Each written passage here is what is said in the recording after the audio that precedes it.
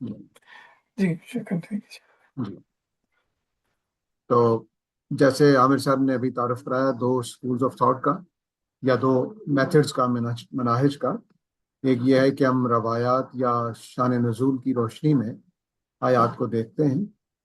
صرف ایک اور چیز اس میں ایڈ کر لیجئے، تفسیر معصور کی. تفسیر معصور کا مطلب ہے کہ پہلی تین جو جنریشنز تھیں، صحابہ، تابعین اور تبا تابعین، ان کی تفسیر بھی اسی میں شامل ہو جاتی ہے. اس کو تفسیر معصور کہیں گے، تبا تابعین. اور ظاہر ہے کہ روایات جو ہیں اس سے مراد نبی کریم صلی اللہ علیہ وسلم کے اقوال ہیں، اور شان نزول وہ واقعات ہیں جن کے دوران یا جن کے جواب میں کچھ آیتیں اتری. تو یہ تین چیزیں ہیں جو اس پوری کو ہم تفسیر معصور کے نام سے ہی جانتے ہیں. تفسیر معصور یعنی جو ان آثار پر کی جاتی ہے، جو ان تین شکلوں میں ہمارے پاس ہیں. دوسری جو روایت چلی آ رہی ہے پرانے، وہ تفسیر بالعقل کہلاتی ہے یا تفسیر بالرائے کہلاتی ہے. تفسیر بالرائے کا مطلب ہے کہ ہم عقل سے تفسیر کرتے ہیں. عقل سے تفسیر کے پھر دو منہج بن گئے. ایک وہ تھا جو واقعتاً عقل سے تفسیر کرتے ہیں، اور ایک وہ جو قرآن کے عربی زبان کی روشنی میں تفسیر کرتے ہیں. عقل سے تفسیر کرنے والے جیسے ابو علی سینا ہیں.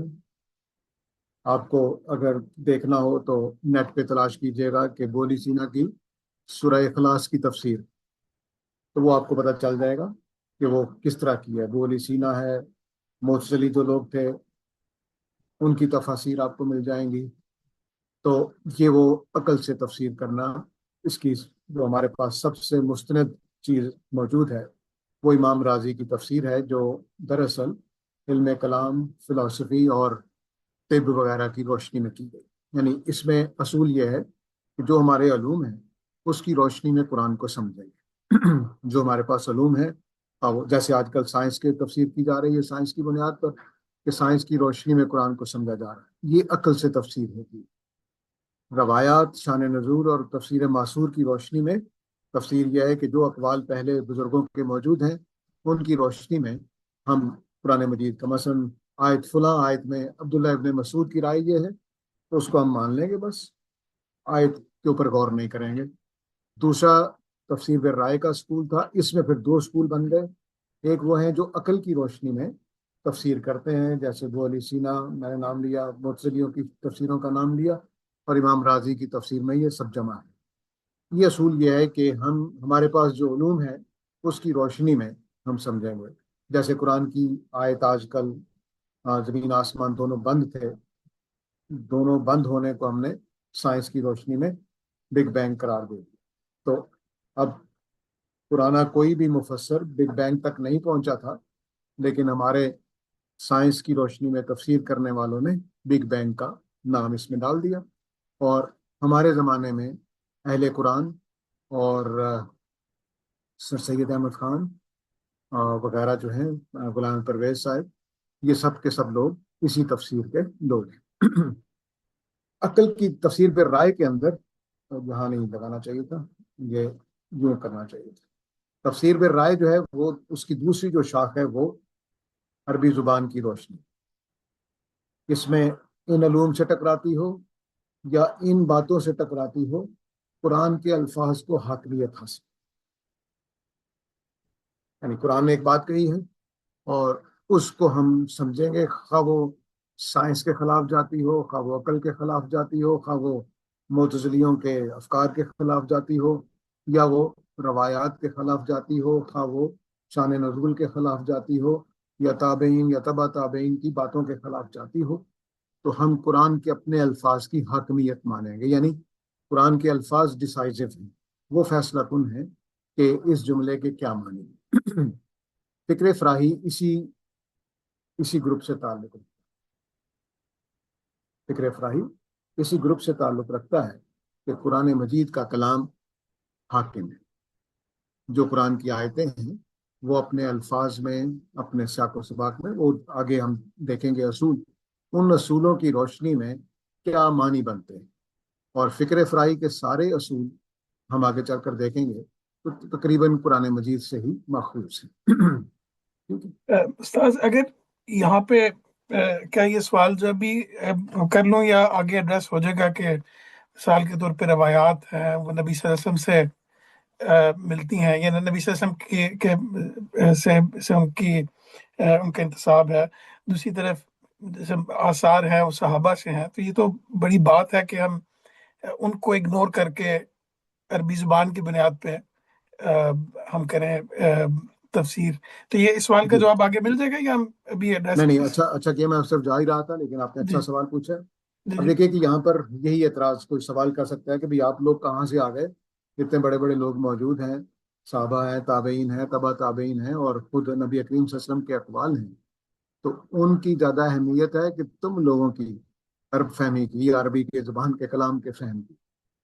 دیکھیے دونوں چیزوں کو ہم نے سمجھنا ہے، یعنی صحابہ کا قول، تابعین کا قول، روایات، ان کو بھی ہم نے سمجھنا ہے، اور قرآن مجید کو بھی ہم نے سمجھنا ہے۔ ایک تو پہلی بات یہ ہے کہ سمجھنے کا عمل خواہ کبھی بھی کیا جائے، دونوں کو ہم نے سمجھنا ہے، دونوں الفاظ میں ہم تک منتقل ہوئے ہیں۔ ٹھیک ہے؟ دوسری بات یہ کہ ہم نے ریلیشن یہ بنایا ہے کہ قرآن مجید ان سب پہ حاکم ہے۔ ہم جب تفسیر معصور کی روشنی میں تفسیر کرتے ہیں تو ہم ان لوگوں کو حاکم بناتے ہیں۔ یہ فیصلہ کن ہے، یعنی قرآن ان کی باتوں کی روشنی میں سمجھا جائے۔ ہمارا اصول کیا ہے؟ ان سب بزرگوں کی باتوں کو قرآن کی روشنی میں سمجھا جائے۔ یہ دونوں اصول میں، ایک اصول میں، یعنی تفسیر بالمعصور کے اصول میں صحابی کا قول، قرآن مجید کچھ بھی کہہ رہا ہو، صحابی کا قول ماننا لازم ہو جائے گا۔ ہم کہتے ہیں کہ یہ بات ٹھیک نہیں ہے، صحابی کا قول قرآن کی روشنی میں سمجھا جائے گا کہ قرآن مجید کے مطابق ٹھیک ہے کہ نہیں۔ تو قرآن مجید معیار ہے، نہ کہ کوئی روایت، نہ کہ کوئی شان نزول، نہ کہ کوئی تفسیر معصور۔ ٹھیک ہے؟ تو ٹھیک یہ فرق ہے جس کی وجہ سے ہم یہ جرت کرتے ہیں۔ میری کوئی جرت نہیں ہے کہ میں کسی صحابی کی بات کو قبول کروں یا نہ کروں، یہ قرآن مجھے جرت دیتا ہے کہ قرآن کی روشنی میں ہم پرکھیں گے، ان کی بات کو بھی قرآن ہم نے سمجھنا ہے اور قرآن کو بھی ہم نے سمجھنا ہے۔ ایسا نہیں کہ ان کی بات کو سمجھنے کے لیے الگ سے کوئی آدمی ہے اور قرآن کی بات کو سمجھنے کے لیے الگ سے کوئی آدمی نہیں۔ میں نے صحیح ہی قرآن کو سمجھنا ہے اور میں نے ہی قول صحابی کو سمجھنا ہے۔ تو اب حاکم کون ہے؟ ہمارے خیال میں قرآن مجید حاکم ہے۔ ان کی کلام قرآن کی روشنی میں ہم صحابہ کی بات کو مانیں گے، سمجھیں گے، اور اکثر جگہوں پہ باتیں ٹھیک ہو جاتی ہیں، ہم قبول کر رہے ہوتے ہیں، لیکن یہ کہ پھر بھی ان کے زمانے کا علم اس میں داخل ہو جاتا ہے۔ اس کی میں ایک سعد، مثال دوں۔ جی جی جی آپ مثال دیجیے، سوری میں سعد بھی نے ہاتھ کھڑا کیا تھا تو میں آپ مثال دیجیے، سوری۔ جی جی، تو قرآن مجید میں مثلاً سورہ لقمان کی آخری آیت ہے کہ جس کی تفسیر کی گئی کہ 5 چیزیں اللہ کے سوا کوئی نہیں جانتا، 5 چیزیں اللہ کے سوا کوئی نہیں جانتا، اور صحابہ تابعین کے نام سے ایک جملہ منسوب کیا گیا، بلکہ بعض جگہوں پہ وہ نبی صلی اللہ علیہ وسلم کے نام پہ لگ گیا کہ 5 مغیبات 5 ہیں۔ مغیبات 5 5 غیب کی باتیں ہیں جن کو اللہ کے سوا کوئی نہیں جان سکتا، اور پھر آگے سورہ لقمان کی وہ آیت پڑھی جاتی ہے۔ انہوں نے اپنے زمانے کے لحاظ سے 5 چیزیں جو تھیں وہ ایسے ہی سمجھ لی، جبکہ اگر قرآن مجید کو دیکھیں تو قرآن مجید میں الفاظ یہ نہیں ہے کہ 5 چیزیں اللہ کے سوا کوئی نہیں جانتا۔ قرآن کے الفاظ یہ ہیں کہ اللہ تعالیٰ بارش نازل کرتا ہے، قیامت کا علم اللہ ہی کے پاس ہے، اللہ تعالیٰ بارش نازل کرتے ہیں، اللہ تعالیٰ جانتے ہیں کہ رحم مادر میں کیا ہے۔ وہ یہ نہیں کہا گیا کہ کوئی نہیں جانتا، لیکن آگے 2 چیزوں کے بارے میں کہا گیا کہ کوئی نہیں جانتا کہ کل کیا کمائے گا، اور کوئی نہیں جانتا کہ کس سرزمین میں مرے گا۔ تو صرف 3 چیزیں ہیں، ایک یہ کہ قیامت کا علم اللہ ہی کے پاس ہے، دوسرا کل کوئی کیا کمائے گا، اور کوئی کہاں مرے گا۔ یہ 3 چیزوں کے بارے میں اللہ نے کہا کہ کوئی نہیں جانتا، لیکن 2 چیزوں کے بارے میں نہیں کہا، یعنی بارش کے بارے میں نہیں کہا، اس کے بارے میں صرف اتنا کہا کہ اللہ تعالیٰ بارش نازل کرتا ہے، اور دوسرا یہ کہا کہ اللہ تعالیٰ جانتا ہے جو کچھ رحم مادر میں ہے۔ یہ نہیں کہا کہ تم نہیں جانتے۔ اب انہوں نے اپنے زمانے کے لحاظ سے تفسیر کر دی اور ایک جملہ بھی بنا دیا کہ 5 غیب کی باتیں ہیں جس کو کوئی نہیں جانتا۔ اب ہم صحابہ کی اس بات کو یا تابعین کی جن کی بھی یہ بات ہے اس کو ہم سمجھیں گے قرآن کی روشنی. تو قرآن کے الفاظ وہ نہیں ہیں جو یہ بزرگ کہہ رہے ہیں. انہوں نے اپنے زمانے کے علم کے لحاظ سے ایسے ہی سمجھا کہ 5 چیزیں اللہ کے سوا کوئی نہیں جانتا، جبکہ وہاں ورڈنگ قرآن کی ان کی بات سے ڈفرینٹ ہے. تو اس لیے پھر قرآن مجید حاکم ہو جائے گا. ان کی بات ہمیں احترام کے ساتھ، پورے ادب کے ساتھ اور اپنے علمی عجز کے اعتراف کے ساتھ کہنا پڑے گا جی کہ ہم ان کی بات کو چھوڑ کر قرآن کی بات کو مان رہے ہیں. جب آپ کچھ کہہ رہے تھے. جی سعد بھائی کا ایک سوال ہے، سعد بھائی آپ کر لیجیے، میرے ذہن میں بھی ایک جزاک سوال اللہ خیر، ہے. بہت شکریہ. سعد بھائی آپ کر اس مختصر سے اصول سمجھنے کے لیے کہ اگر کوئی بالکل صحیح حدیث ہے جس کو تمام راوی اور سب لوگ مانتے ہیں، کیا وہاں پر بھی یہی اصول اپنایا جائے گا؟ جی وہاں پہ ساری امت کا اصول یہی ہے کہ صحیح سند کی روایت کو بھی 5 اصولوں پر پرکھا جائے گا. تمام محدثین کا اجماع اس بات پر کہ وہ عقل عام کے خلاف نہ ہو، کامن سینس کے خلاف نہ ہو. نمبر 2، وہ قرآن کے خلاف نہ ہو، مسلمات کے خلاف نہ ہو، سنت متواترہ کے خلاف نہ ہو، فعل جاری کے خلاف نہ ہو. یہ 5 چیزیں صحیح ترین روایتوں پر بھی پرکھی لگائی جاتی ہیں. چنانچہ روایت کا کام محدثین نے کیا اور یہ 5 اصولوں کا اطلاق فقہا اور علماء نے کیا. کرتے آ رہے ہیں، صدیوں سے کرتے آ رہے ہیں. تو یہ کوئی نئی بات نہیں ہے، امت شروع سے ایسی کرتی آ رہی ہے. بلکہ ایک میں بات کہا کرتا ہوں جو ہمارے بعض دوستوں کو بری لگتی ہے. میں کہتا ہوں کہ تم سارے کے سارے لوگ شرطیں لگاتے ہو کہ ہم نبی کریم صلی اللہ علیہ وسلم کی بات تب مانیں گے جب اس کی سند ٹھیک ہوگی. تو تم رسول کے قول کو رسول کے قول کی حیثیت نہیں دے رہے. کیوں؟ کیونکہ بیچ میں راوی آ گئے. اگر راوی بیچ میں نہ آئے ہوتے تو کسی کی جرت نہیں تھی. پوری امت اس بات پر متفق ہے کہ قول رسول کے آگے ہم سب جھکتے ہیں، فکر فراہی سمیت. ایون یہ کہ میں یہ یقین کے ساتھ کہہ سکتا ہوں کہ اگر قرآن کی طرح ہی حدیثیں ثابت ہو جاتی تو غلام پرویز بھی ماننے سے انکار نہ کرتے. ہو ہی نہیں سکتا. جو آدمی ایمان رکھتا ہے کہ ہاں ایک شخص اللہ کا رسول ہے، وہ قول رسول کا انکار کرتے ہیں؟ ناممکن. بس ہمارے پاس چونکہ پہنچا راویوں کے ذریعے سے ہے تو ہم سند کی شرط لگاتے ہیں کہ سند ٹھیک ہوگی تو پھر میں قول رسول کو مانوں گا. آپ کون ہوتے ہیں یہ بات کہنے والے؟ نہیں، وہ راویوں کی وجہ سے کہنی پڑتی ہے. تو ہم قول رسول کے آگے کوئی چیز نہیں، وہ حتمی ہے. یہ وہاں پر صرف، نحو، عربی زبان سب فوت ہو جاتے ہیں، بس رسول نے فرما دیا سر کو. وہاں یہ معیارات نہیں رہتے. یعنی ابو بکر صدیق کی یہ جرت نہیں رہی ہوگی رضی اللہ تعالیٰ عنہ ہو کہ وہ نبی صلی اللہ علیہ وسلم کہیں گے آپ نے جو بات کہی ہے یہ تو قرآن مجید کے فلاں لفظ کے خلاف جاتی ہے. کوئی جرت نہیں. حضرت عمر کا ایک سوال ریکارڈ پہ ہے، پتہ نہیں وہ ہوا یا نہیں، انہوں نے کیا یا نہیں کیا، بعد میں کسی نے ان کا نام لگایا، لیکن وہ کچھ پتہ نہیں ہے. اور وہ بھی کہتی دیکھیے کیا سوال ہے. وہ کہتے ہیں کہ قرآن مجید سے تو لگ رہا ہے کہ جو قصر ہم نماز پڑھتے ہیں وہ صلاۃ خوف ہے، لیکن آپ نے خوف کے علاوہ بھی قصر کر رہے ہیں. تو نبی حکیم صلی اللہ علیہ وسلم نے فرمایا وہ اللہ کا صدقہ ہے، قبول کرو. حضرت عمر نے کوئی جواب نہیں دیا، مان لو. بس رسول یہی ہوتا ہے. رسول کے وہ کہے بھی قرآن مجید کہہ رہا ہے کہ میرے پاؤں کو دھو کر پیو تو ہم پیئیں گے. وہ رسول ہے، بس ان کی حیثیت یہی ہے. لیکن آج ہمارے پاس جو روایتیں آ رہی ہیں وہ چونکہ راویوں کا فہم اس میں شامل ہو گیا اور راویوں کی اس میں انڈرسٹینڈنگ یا کچھ ایسے راوی بھی رہے ہیں جن کی نیتیں خراب تھیں، وہ اپنے ایجنڈا اس میں ڈال دیتے تھے. تو اس وجہ سے ہمیں پھر یہ اصول بنانے پڑتے ہیں. 5 اصول روایت کے ہیں اور 5 اصول درایت کے ہیں. یعنی سند ٹھیک ہو، حافظہ ٹھیک ہو، آدمی کی ملاقات ہو اپنے راوی سے، واقع وطن استاد سے گرد بنتے ہوں وغیرہ وغیرہ. اور ادھر یہ کہ وہ عقل عام کے مطابق سب سے اوپر عقل عام رکھتے ہیں. محدثین کی تمام کتابیں اٹھا کر دیکھ لیجیے، قرآن کے مطابق ہو، سنت متواترہ کے مطابق ہو، عقل مسلمات کے خلاف نہ ہو جو عقل و علم کے مسلمات ہیں وغیرہ وغیرہ. تو یہ اصول بنائے جاتے ہیں. کیوں؟ راوی بیچ میں آ گئے. اللہ کے رسول کے سامنے ہم کہیں گے آپ نے بات مسلمات کے خلاف کہی ہے تو ایمان کے منافی ہو جائے گا. وہاں نہیں چلتی بات. تو اس لیے اب آج ہم جو بیٹھے ہوئے ہیں تو وہ روایتوں کے اس سند کی شرائط اور درایت کی شرائط، اس کو ہم سند کی شرائط کہتے ہیں روایت کی، اور اس کو ہم درایت کہتے ہیں. دونوں اصول پر کے جاتے ہیں. آگے بڑھ سکتے ہیں. کوئی اور سوال یہاں تک؟ جی یعنی میں آگے اس کو تھوڑا سا اگر وہ کر دوں کہ چونکہ اگر رسول اللہ صلی اللہ علیہ وسلم ہمارے سامنے کھڑے ہوتے اور ہمیں کوئی بات کہتے تو یقیناً پھر اس میں کوئی اصول اور کوئی نہیں لگتا تھا. لیکن چونکہ درمیان میں یہ تمام راوی آگے ہیں، اور وہ اوتھینٹسٹی احادیث کو نہیں مل سکتی جو قرآن کو ملتی ہے. اس وجہ سے پھر قرآن کے فہم کی روشنی میں ہی ہم حدیث کے باقی فہم سب کو. کو سمجھ جی. صحیح، بالکل ٹھیک. صرف دو چیزیں اس درایت اور روایت سے بلند ہیں. اس اصولوں سے بھی اور ان اصولوں سے بھی صرف دو چیزیں بلند ہیں، ایک قرآن مجید اور دوسری سنت متواترہ. صحیح. آپ کبھی نہیں سنیں گے کہ 5 نمازیں جو ہیں فرض ہیں تو ذرا درایت کے اصول اس پر اپناتے ہیں. بالکل ویسے ہی جیسے قرآن کے بارے میں آپ کوئی سند کا اصول یا درایت کا اصول نہیں لگا، ایسے ہی سنت صرف دو چیزیں. ان دو چیزوں سے ٹکرانے والی ہر بات چھوڑ دی جائے گی، ان کے مطابق ہونے والی ہر بات مان لی جائے گی.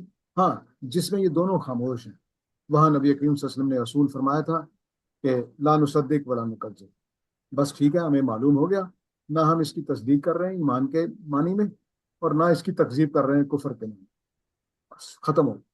تو یہ صحیح. دو چیزیں ہیں جو بالکل بلند ہیں بس، اور کوئی چیز ہمارے اصولوں سے بلند نہیں ہے، صرف یہ دو چیز. قرآن میں آ جائے کہ حضرت نوح 950 سال جیتے رہے، سائنس پیٹتی رہے، ہم مانیں گے. یہاں درایت نہیں چلے، درایت کے بالکل خلاف. یعنی انسانوں کا مطالعہ جتنے بھی آج تک ملے ہیں ہمیں 3.5 لاکھ سال پہلے کے بھی ڈھانچے، ان کی عمریں 60-70 سال ہی ہونی چاہیے. ہم قرآن نے کہہ دیا تو مان لیں، میکسیمم 120 سال تک جا سکتی سائنسدانوں کے مطابق. اس کے باوجود ہم مانیں گے کیونکہ وہ درایت سے اونچی چیز ہے. ایسا ہی سنت متواترہ درایت سے اونچی، اس کا کوئی انکار نہیں کر سکتا. کرے گا تو کافر ہے. ٹھیک ہوگی، آگے چل سکتے ہیں، بات جی واضح جی ہے یہاں بالکل. پر. جی جی بالکل بات ہے. آگے چلیں. تو اب یہ بنیادی اصول تھا. اس بنیادی اصول میں کے بعد چھوٹے اصول ہیں، میں ایک ایک اصول بیان کروں گا اور پھر اس کے اوپر ایک ایک مثال دیتا چلا جاؤں تاکہ ہمیں زیادہ ٹائم نہ لگے. اب دیکھیے متواتر قرات، پہلا ہمارا اصول یہ ہے کہ ہم جس طرح متواتر قرآن ہے، جس طرح متواتر سنت ہے، اسی طرح سے قرآن مجید کا بھی ایک قرات جو ہے وہ متواتر ہے. اس متواتر قرات کا مطلب یہ ہے کہ وہ ساری دنیا مانتی ہے، ساری دنیا جانتی ہے. اس کے علاوہ بھی کچھ قراتیں ہیں جس میں اختلافات بھی ہیں، ماننے کے بھی اور جاننے کے بھی. متواتر صرف وہ چیز ہوتی ہے جو سارے جانتے ہوں. ٹھیک ہے. اب مثال کے طور پر ایک قرات میں ملک یوم الدین ہے، قیامت کے دن کا بادشاہ. اور ہماری متواتر قرات میں مالک یوم الدین ہے. ہم مالک یوم الدین کو مانیں گے، ملک یوم الدین کو نہیں مانیں گے کیونکہ وہ متواتر قرات کے خلاف، قرآن کے اپنے ہی خلاف قرآن کی ایک قرات ہو گئی. ایسے ہی یہ ایک سورہ المائدہ کی آیت ہے، آیت نمبر 6. اس میں وضو کا طریقہ بتایا گیا ہے. اس میں ارجلکم لام پر زبر ہے. ایک قرات آتی ہے جس میں لام پر زیر ہے، اور اس قرات لام پر زیر والی قرات جو ہے اس کو شیعہ اپناتے ہیں اور ہماری بعض قراتوں کے اندر اب چھپ بھی چکا ہے. تو اگر لام پر زیر ہو، ارجلکم ہو، تو اس کا مطلب ہو جائے گا کہ اس کا تعلق رؤوسکم کے ساتھ ہے. اس کی سین پر زیر ہے، اس کی لام پر زیر ہے، تو یہ بے رؤوسکم و بے ارجلکم ہو جائے. تو مطلب ہو جائے گا کہ اس کا تعلق پھر وامسحو سے ہو جائے گا کہ مسح کرو اپنے سروں کا بھی اور اپنے پاؤں کا. ٹھیک ہے. اور اگر اس پر لام پر زبر مانے تو اس کا مطلب ہوگا کہ تم، یہ تعلق ہو جائے گا پھر وَاغْسِلُوا وُجُوهَكُمْ سے وَأَيْدِيَكُمْ سے. تو یہ پھر وَاغْسِلُوا کے تحت آئے. وجوہا کی ہے پر زبر ہے، ایدیا کی یہ پر زبر ہے، تو ارجلا کی لام پہ زبر ہے. آگے کم کم لگا ہوا وہی، وہ سب جگہ یکساں ہے. تو ارجلا، وجوہ اور ایدیا. تو ایدیا کم، وجوہ کم اور ارجلا کم دھونے سے متعلق ہو جائیں گے. اور وضو کا طریقہ کیا ہوگا کہ تم اپنے دھوو گے چہروں کو، اپنے ہاتھوں کو، مسح کرو گے پاؤں کا اور دھوو گے اپنے پاؤں کو. تو زبر لگنے کی وجہ سے دھونے کا مفہوم پیدا ہو گیا. اب ہم ایک ہی قرات کو مانیں گے، ہمیں یہ بحث کرنے کی ضرورت نہیں ہے کیونکہ کچھ قراتوں میں لام پر زیر آیا ہوا ہے. مثلا میں نے ایک اہل حدیث بھائی کا مضمون پڑھا کہ دونوں طریقے قرآن سے ثابت ہو رہے ہیں. پاؤں دھونے کا بھی اور پاؤں پہ مسح کرنے کا، دونوں طریقے ثابت ہو رہے ہیں، کیونکہ قرآن مجید کی ایک قرات ہے ارجلکم اور ایک قرات ہے ارجلکم، تو دونوں طریقے جائز ہو رہے ہیں۔ ہم کہیں گے کہ نہیں، بس ایک ہی طریقہ جائز ہے، کیونکہ متواتر قرات میں ارجلکم۔ اس طرح سے ہمارا ایک اصول یہ ہے کہ ہم قرآن مجید میں صرف متواتر قرات پر انحصار کریں۔ ٹھیک ہو گیا؟ اور یہ اس میں ہمارے ساتھ شافعی، مالکی، حنبلی سب کھڑے، اس کے باوجود کہ وہ قراتیں مانتے تھے لیکن متواتر قرات کی اہمیت مانتے تھے، یہاں تک کہ احناف کہتے تھے کہ جو قرات متواتر نہیں ہے وہ قرآن مجید تو ہم مان لیں گے اس شرط پر کہ اس کی عربی خراب نہ ہو، لیکن اس کی نماز میں تلاوت نہیں کریں۔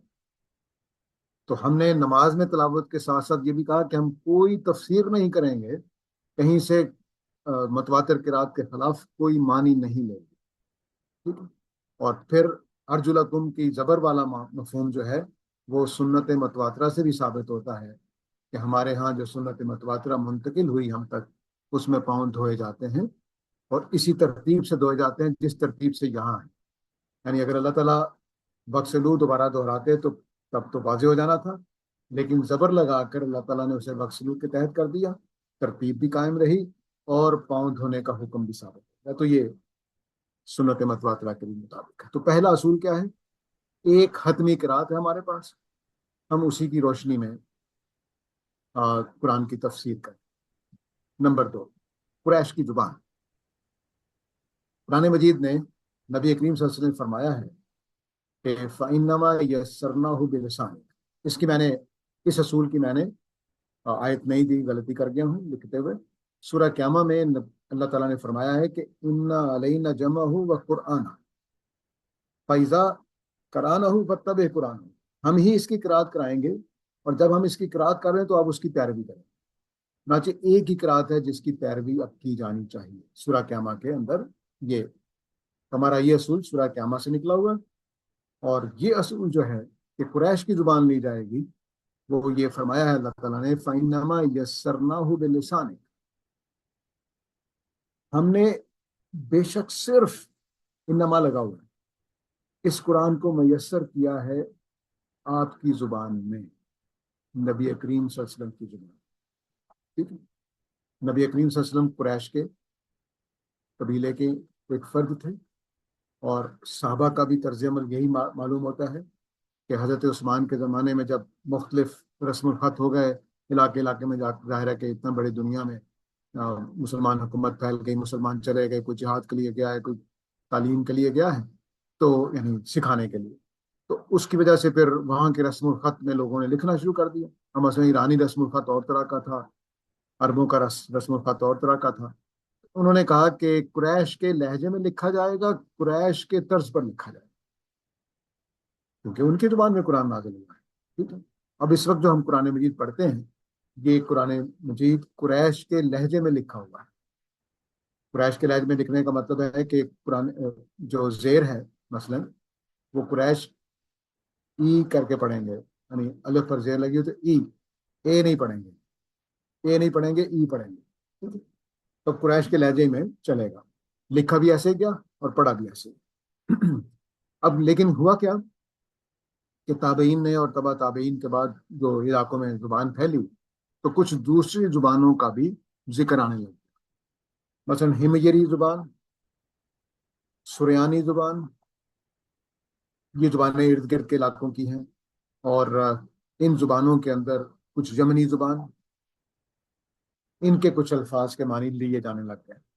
تو مثلا آپ دیکھیے قرآن میں سورہ رحمان ہے وَالشَّمْسُ وَالْقَمَرُ بِحُسْبَانٍ وَالنَّجْمُ وَالشَّجَرُ يَسْجُدَانِ۔ ہمارا ترجمہ متواتر زبان قریش کی زبان کے مطابق یہ ہے کہ سورج اور چاند ایک حساب سے چلتے ہیں، اور ستارے اور جو بوٹے، پودے اور درخت ہیں، وہ اللہ کو سجدہ کرتے ہیں۔ اب شجر کی وجہ سے بعض مفسرین نے النجم کا مطلب بوٹیاں لے لی اور کہا یہ ہمری زبان ہے، ہم نہیں لیں گے۔ قریش کی زبان میں نجم کا مطلب ستارے ہیں، بس ہم اس میں ستاروں کے علاوہ کوئی مطلب نہیں دیں گے، کیونکہ قرآن نے کہا ہے کہ میں نے اے محمد صلی اللہ علیہ وسلم آپ کی زبان میں قرآن کو نازل کیا۔ اس اصول سے 2-3 اصول پھوٹتے ہیں، یعنی قریش کی زبان یا نبی کریم صلی اللہ علیہ وسلم کی زبان، قرآن کے نزول کے زمانے کی زبان، یا جو زبان نبی صلی اللہ علیہ وسلم بولتے تھے، آج کی عربی نہیں۔ زمانہ طے ہو گیا، تو زمانہ طے ہو گیا تو اس کا مطلب ہے کہ محمد صلی اللہ علیہ وسلم اور دور جاہلیت جو آپ سے پہلے کا قریبی زمانہ ہے، اس زمانے کی عربی میں قرآن اترا ہے، یعنی فرض کر لیجئے کہ آپ کے پیدائش کے وقت سے لے کر آپ کی وفات تک صلی اللہ علیہ وسلم، بس یہ دور ہے جس میں جو زبان چل رہی ہے اس کا دائرہ چلے گا، ٹھیک ہے؟ تو یہ زمانہ متعین ہو جائے گا، نبی کا لہجہ، نبی کا قوم، نبی کی سب متعین ہو جائے گا۔ اب ہم نے شجر نجم کے معنی وہی لینے ہیں جو بلسان کا کے اندر ہے۔ اس طرح یہ آیت دیکھیے، فلا ینظرون الی الابل کیف، ابل کو، اب لوگوں کو یہ سوال پیدا ہو گیا کہ قرآن مجید نے اونٹ کی مثال بھی دے دی، دیکھو میں نے اونٹ کو کیسے بنایا، تو بڑی چیز کی مثال دینی چاہیے، چنانچہ انہوں نے ابل کا مطلب بادل کر دیا اور کہا یہ سریانی زبان میں بادل کو ابل کہتے ہیں، قریش کی زبان میں ابل اونٹ کو کہتے ہیں، بس ہم ہمیشہ اونٹ لیں گے کچھ بھی ہو جائے، کیونکہ ان کی زبان میں اس کا مطلب یہی ہے۔ اسی طرح فصل لربی کا ون ہے، اس میں ون ہر سریانی زبان میں یا جمنی زبان میں ایسے کر کے سینے پر ہاتھ باندھنے کے لیے گردن کے پاس، جیسے اہل حدیث ہاتھ باندھتے ہیں، آپ نے ان کو دیکھا ہوگا، تو وہ ہاتھ باندھنے کو ون ہر کہتے ہیں۔ تو ہم اس کا مطلب قریش کی زبان میں قربانی کرنا ہے، اپنے رب کی نماز پڑھو اور اسی کے نام کی قربانی کرو، اپنے رب کی نماز پڑھو اور اپنا ہاتھ اس جگہ پہ باندھو جہاں ذبح کیا جاتا ہے، ہم یہ مطلب نہیں لیں، تو یہ ہمارا دوسرا اصول ہے۔ 3 مثالوں استاذ سے میں نے جی جی آپ نے شاید مغرب کے لیے بھی جانا ہوگا، نوہیل ہاں جی ایک سوال کرنا چاہ رہے ہیں، اگر آپ کی اجازت ہو آپ کے جانے سے پہلے۔ جی جی کر لیجیے سوال، پھر میں بریک کر لیتا ہوں تھوڑی دیر کے لیے۔ جی جی جی شور۔ جی السلام علیکم۔ جی بھائی۔ اچھا اچھا میرا ایک قرأت کے متعلق ایک کوشچن تھا۔ آم، اگر ہم یہ مان کے ہم چل رہے ہیں کہ قرآن کی ایک ہی قرأت ہے جو وہ متواتر ہے، تو ایسا کیوں نہیں ہوا کہ جب یہ مختلف قرأتیں جو تھیں یہ پڑھی جا رہی تھیں، تو کوئی ایفرٹ یا کوئی اس طرح کیوں نہیں ہوا کہ مطلب یہ میک شور کیا جائے کہ ایک ہی طریقے سے قرآن پڑھا جائے؟ یا اس میں بھی شروع سے اختلاف تھا کہ قرأتیں ایک ہیں یا ایک سے زائد ہیں؟ نہیں، صحابہ نے کوشش کی ہے، لیکن اس زمانے میں جو نیچے لوگ تھے، علماء کی شکل میں کہہ لیجئے یا دوسری اقوام کے لوگ، انہوں نے باوجود اس کوشش کے اس بات کو پوری طرح سے تسلیم نہیں کیا اور وہ اپنے طریقے پر چلتے رہے۔ نتیجہ یہ نکلا کہ وہ اختلاف جو ہے وہ ہمارے زمانے تک پہنچ گیا۔ تو مثلا حضرت عثمان کی پوری کوشش ہے کہ قریش کے لہجے پر قرآن کو جمع کر دیا جائے، چنانچہ اب صنعاء کی ویلی سے لائبریری سے ایسے نسخے ملے ہیں ہمیں جس میں پرانے نسخے مٹا کر صحیح نسخے تیار کیے گئے ہیں۔ تو اب وہ جو کام ہوا ہے اس کو انہوں نے تسلیم نہیں کیا، نیچے جو لوگ چلے آ رہے تھے یعنی چھپ چھپا کے، ظاہر ہے کہ حکومت کی بعض اوقات یہ بھی سمجھ لیا جاتا ہے کہ حکومت زبردستی کر رہی ہے، تو جو بھی ہوا اس کے بعد وہ قراتیں موجود رہیں، اور پھر عمر بن عبدالعزیز کے بعد خاص طور سے اس معاملے میں نرمی بھی کی گئی، یعنی حکومت بھی نرم پڑ گئی۔ پہلے تو حکومت بڑی سخت تھی، یعنی حضرت معاویہ اور یزید تک کے زمانے میں، مروان تک کے زمانے میں حکومت بڑی سخت تھی اس مسئلے میں کہ قرآن مجید کے ساتھ کوئی چھیڑ چھاڑ نہ کی جائے، لیکن عمر بن عبدالعزیز کے زمانے سے پھر نرمی ہو گئی، اور اس کے بعد پھر ظاہر ہے کہ جو بھی چیزیں موجود تھیں وہ چلتی آ رہی ہیں۔ اب یہ جو آیت ہے قرآن مجید کی سورہ قیامہ کی، میں نے آپ سامنے رکھ دی آپ کے، اس میں اللہ تعالیٰ کہہ رہے ہیں کہ آپ قرآن مجید کے لیے جلدی نہیں کریں، ہمارے اوپر ہی ذمہ داری ہے اس کو جمع کرنے کی اور اس کی قرأت کی بھی، اور جب ہم اس کو قرأت کر دیں، اس قرأت کی پیروی کرنی ہے جو ہم نے آپ کو کرائی ہے،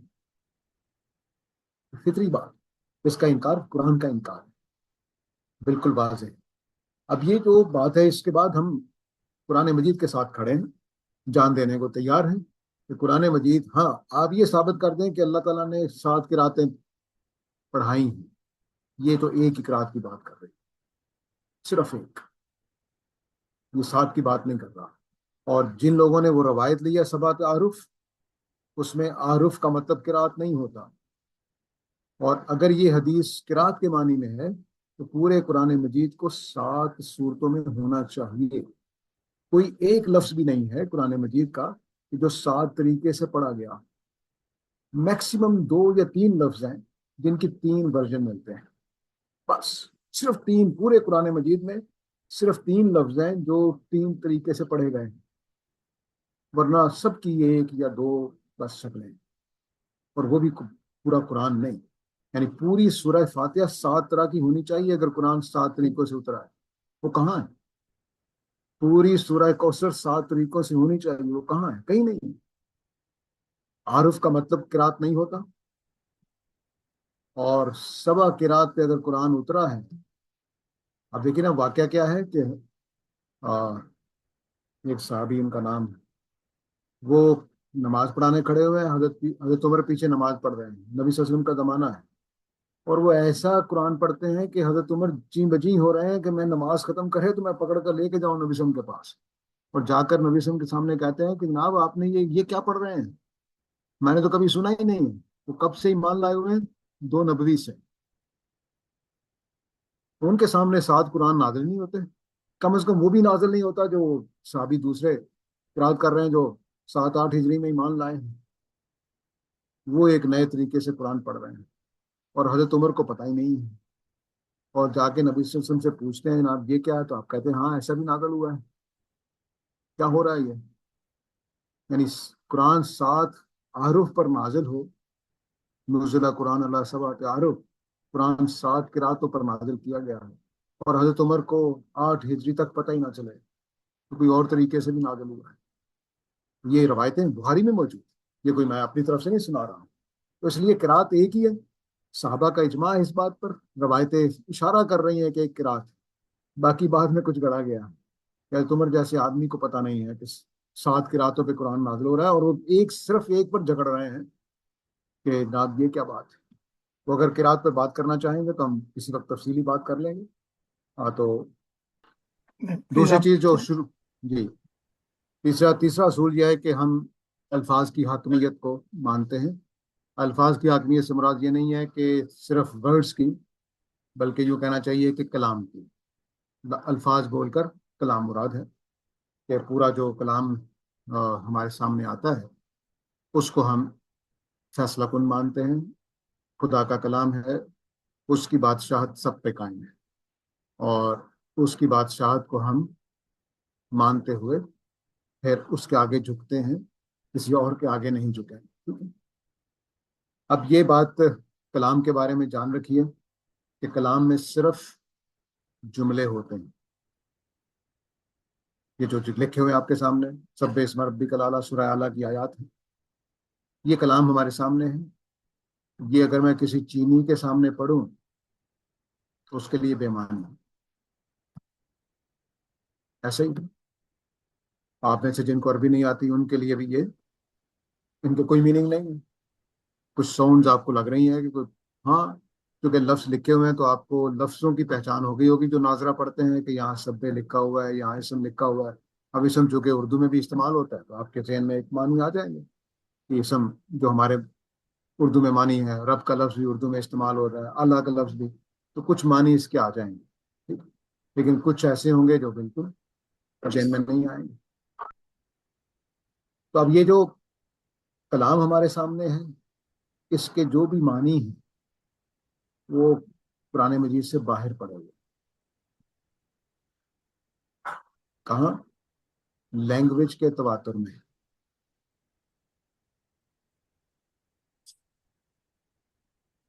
مثلا اردو میں آ جائیے، پانی، پانی، کیا میں چینی کو کہوں، کسی چینی آدمی کو یار پانی پلاؤ، تو 2 لفظ بولوں گا، پانی پلاؤ،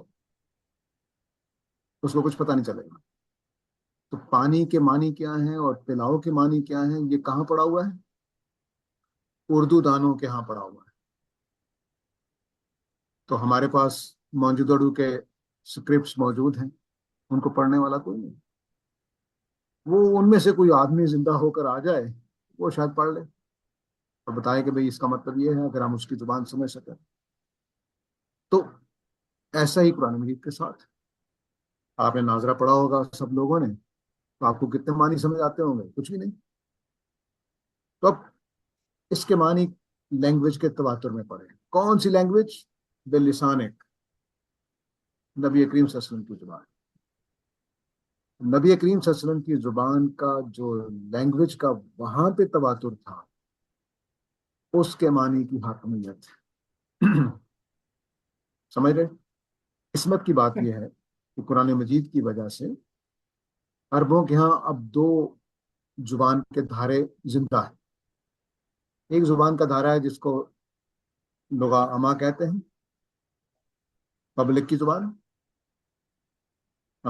کلوکیل کہہ لیجیے، سلینگ کہہ لیجیے، جو مرضی کہہ لیجیے، یعنی لوگ جو گلی بازار میں بولتے ہیں.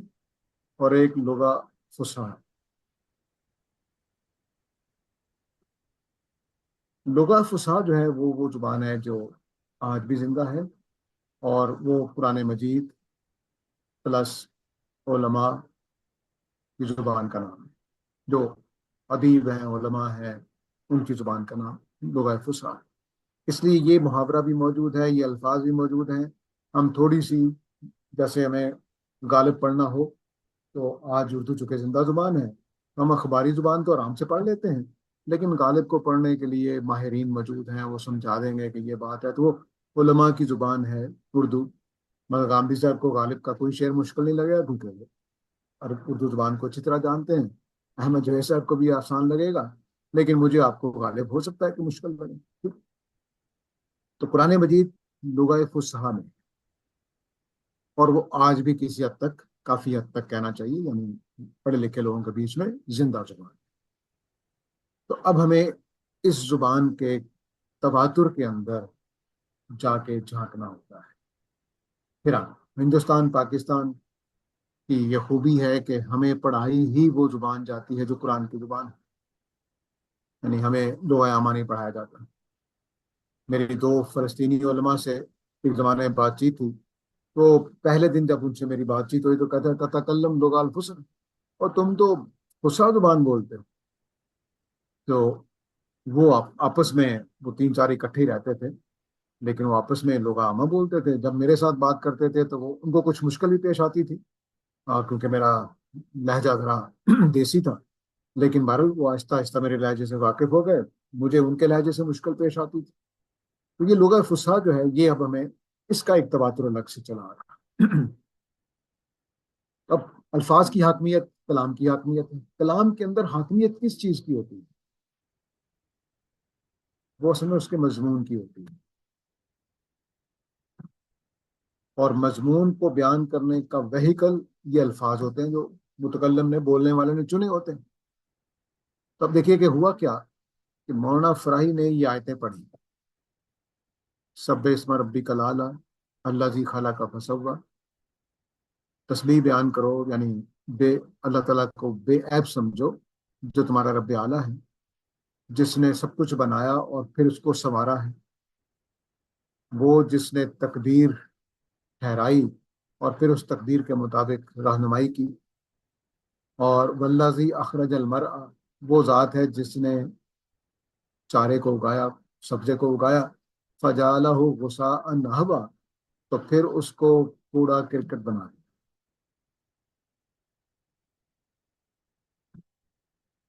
غصا کا مطلب کوڑا کرکٹ، احوا کالا سیاہ. ٹھیک ہے. اب یہ اگر آپ دھیان سے پڑھا ہے آپ نے، تو پہلی چار آیتیں ترقی کی بات کر رہی ہیں. ٹھیک ہے. تیرا رب بڑا اعلیٰ، جس نے بنایا اور سنوارا، بنایا اور سنوارا. آگے کی طرف گئی بات، قدرا فہدا، تقدیر ٹھہرائی اور ہدایت دی. ترقی کی طرف جا رہے ہیں. والذی اخرج المرعى، جس نے سبزہ نکالا. ترقی کی طرف جا رہا ہے، لیکن کوڑا کرکٹ بنا دیا. تو کلام پیچھے کے اعتبار سے سیٹ نہیں ہے. ٹھیک ہے. تو تخلیق اور تصویہ اور تقدیر اور ہدایت، اور یہاں الٹ کر دیا. پھر آگے چلیے، آگے فرمایا کہ سنقریؤ کا فلا تنسا، ہم آپ کو پڑھائیں گے تو آپ نہیں بولیں گے. پھر ترقی، آپ کو پڑھائیں گے اور آپ نہیں بولیں گے. ٹھیک ہے. اب بیچ میں یہ جملہ جو ہے یہ اکھڑا سا محسوس ہوا مولانا فرائی کو کہ ساری آیتیں ترقی کی طرف جا رہی ہیں، یہ بیچ میں ایک جملہ کیا مسئلہ، کیونکہ سب لوگ اس کا مطلب کر رہے ہیں تو اس کو کوڑا کرکٹ بنا دیا، چورا چورا کر دیا. اب مولانا کو یہ کھٹک پیدا ہوئی کہ نہیں، کلام اس بات کو قبول نہیں کر رہا کہ غصہ ان احبا کو کوڑا کرکٹ مانا جائے. چنانچہ انہوں نے اس دونوں لفظوں کی تحقیق شروع کی تو ان کو بے شمار حوالے مل گئے کہ جس میں غصہ کا مطلب سرسبز ہونا ہے اور احوا کا مطلب وہ سیاہی ہے جو صحت کی وجہ سے آتی ہے.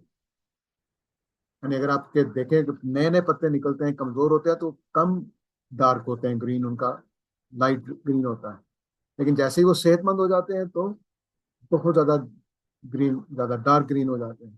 پھر وہ خرابی کی طرف جاتے ہیں تو پھر پیلے ہونے شروع ہو جاتے ہیں. تو احوا کا مطلب تھا کالے سیاہ جو صحت کی وجہ سے. اب یہ کلام کی حاکمیت ہے کہ مولانا کہا کہ نہیں، میں غصہ کو کوڑے کرکٹ کے معنی میں نہیں مان. حالانکہ یہاں پر مشہور تفسیریں یہی چلی آ رہی تھی، تبری کی بھی، ابن کثیر کی بھی، فلاں کی بھی، فلاں کی بھی، سب کی تفسیر یہی ہے. تو پھر اللہ نے کوڑا کرکٹ بنا دیا. تو مولانا کہہ رہے تھے کہ ساری باتیں ترقی کی طرف جا رہی ہیں، یہ جملہ زوال کی طرف کیسے جا سکتا ہے؟ یہ کلام کی حاکمیت ہے کہ آپ کلام کے اوپر اس طرح سے غور کرتے ہیں اور دیکھتے ہیں کہ باتیں کس رخ پہ جا رہی ہیں. تو یہ مضمون کا رخ ترقی والا تھا، قرآن کے لیے بھی ترقی والا، تقدیر کے لیے بھی ترقی والا، کلک اور فسوا کا بھی ترقی والا، اور پھر پیچھے ربکم الاعلیٰ بھی، یعنی زوال نہیں ہونا چاہیے اس میں. لیکن اس جملے میں زوال آ گیا. انہوں نے تحقیق کی تو اب لغت کے معنی کے اندر ڈکشنری میں یہ معنی نہیں لکھے ہوئے. تو مولانا نے پرانا کلام پڑھ کے، ان کے خطبات پڑھ کے، ان کی شاعری پڑھ کے، ان کے خطوط پڑھ کے معلوم کیا کہ یہ لفظ کس معنی میں آتا ہے. چنانچہ جب یہ مولانا فرائی کی کتاب ہے مفردات القرآن، تو مفردات القرآن کا ایک نسخہ کسی دوحہ کے عالم دین جو عرب تھے ان کے ہاتھ لگ گیا. تو ان کی ملاقات ہوئی گاندھی صاحب کی جب وہ دنیا ٹی وی میں دوحہ میں گئے پروگرام ریکارڈ کروانے کے لیے. پاکستان میں ان کے لیے خطرہ تھا تو وہ پھر ان کی ٹیم بھی، دنیا ٹی وی والوں کی ٹیم بھی دوحہ گئی اور استاد کو بھی ملیشیا سے دوحہ بلایا گیا. تو وہ عالم دین ملاقات کرنے آئے گاندھی صاحب سے. تو انہوں نے کہا کہ مولانا فرائی نے تو ہمارے لیے دنیا بدل دی مفردات القرآن لکھ کر. تو وہ وجہ کیا تھی کہ وہ کلام کی حاکمیت کی وجہ سے ردی معنی کو قبول کرنے کو تیار نہیں تھے. یہ کلام کی حاکمیت ہوتی ہے. اب یہاں عقل دھنگ رہ جاتی ہے کہ کلام کو اس طرح سے غور کرنا کہ وہ، لیکن چونکہ تفسیر معصور کیا کرے گی، آپ کو غور کرنے کا موقع نہیں دے گی. وہ کہیں گے نہیں نہیں فلاں صاحب نے کر دی ہے، تبری نے تفسیر کر دی ہے، بس وسان نحوہ کا مطلب ہے کوڑا کرکٹ کر دیا. ہوا یہ تھا کہ تبری اجمی ہے تو تبری کے سامنے اس لفظ کے معنی نہیں آئے. ان کو غصہ کا مطلب کوڑا کرکٹ ہی پتا تھا، تاکہ انہوں نے وہی ترجمہ کرنا تھا. اب یہ جو چیز ہے یہ ہمیں تحقیق کی طرف لے جائے گی کہ کلام کیا تقاضا کر رہا ہے، کلام کیا معنی دے رہا ہے. یہ یاد رکھیے کہ کلام کے جتنے آگے پیچھے الفاظ ہوتے ہیں وہ جکڑ بندی سے آپ کو مجبور کرتے ہیں کہ یہ معنی لو. جکڑ بندی سے میں ایک مثال دیا کرتا ہوں کلام کی حاکمیت کو سمجھانے کے لیے. تو میں نے ایک جملہ لکھا، اس نے گولی کھائی. یہ کون سی گولی ہے؟ Toffee, tablet, bullet. تین امکانات، اس نے ٹافی کھائی، اس نے بلٹ کھائی، اس نے ٹیبلٹ کھائی.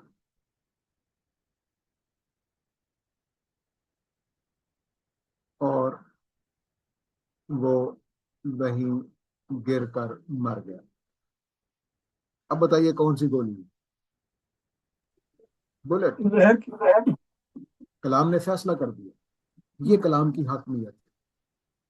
اب آپ نہیں کہہ سکتے جناب گولی سے مراد ٹافی ہے، نہیں کہہ سکتے. ٹھیک ہے. تو ہاں البتہ آپ یہ کہہ سکتے ہیں کہ وہ پیچھے تذکرہ کرنا پڑے گا، جناب کسی نے اس کو زہریلی ٹافی دی تھی، پھر تذکرہ کرنا پڑے گا. یہ جملہ ہے، یہ بندوق کی گولی کے سوا کوئی گولی مراد لینے کو اجازت نہیں دے گا. یہ جو کلام کی حاکمیت ہے، اسی سے مولانا نے غصاً کا مطلب، وہ کہتے ہیں کہ اگر مجھے وہ اشعار نہ ملتے، خطبات میں یہ جملے نہ ملتے، تب بھی میں یہی کہتا کہ غصاً کا مطلب سرسبز و شاداب ہونا ہے، کیونکہ کلام یہی کہہ رہا ہے. جس طرح اس گولی کو ہم بلٹ مراد لینے پہ مجبور ہیں، ویسے ہی مولانا فراہی غصاً کو سرسبز و شاداب کے معنی میں لینے پہ مجبور ہیں، کیونکہ تینوں جملے، دو پہلے اور ایک بعد میں، چار جملے کہہ لیجیے، ایک دو تین چار، تین پہلے دو ایک بعد میں، وہ تقاضا کر رہا ہے کہ بات ترقی کی طرف جائے. اس طرح سے الفاظ کی حاکمیت یعنی کلام کی حاکمیت، یہ ہمارا چوتھا اصول ہے، اور اس کی روشنی میں ہم قرآن مجید کو حاکم بنا کر اس کے آگے سربسجود رہتے ہیں کہ آپ فرمائیے کیا مطلب ہے آپ کے جملوں کا. ٹھیک ہے، آگے چلیے. اب قرآن اور حدیث، شروع میں ایک بھائی نے سوال بھی کیا کہ صحیح ترین روایت کیا کرے. میں پہلے ایک آپ کو بات بتاتا ہوں کہ صحیح ترین روایت وہ کس آیت کی تفسیر ہے. صحیح ترین روایت کس آیت کی تفسیر ہے، یہ نبی کریم صلی اللہ علیہ وسلم کہہ کر نہیں کرتے کہ دیکھو فلاں آیت کی میں تفسیر کر رہا ہوں. آپ ایک فرمان جاری فرما دیتے ہیں، رسول ہیں، حق رکھتے ہیں، اور بعد کے علماء اس کی آیت طے کرتے ہیں. کون طے کرتے ہیں؟ علماء.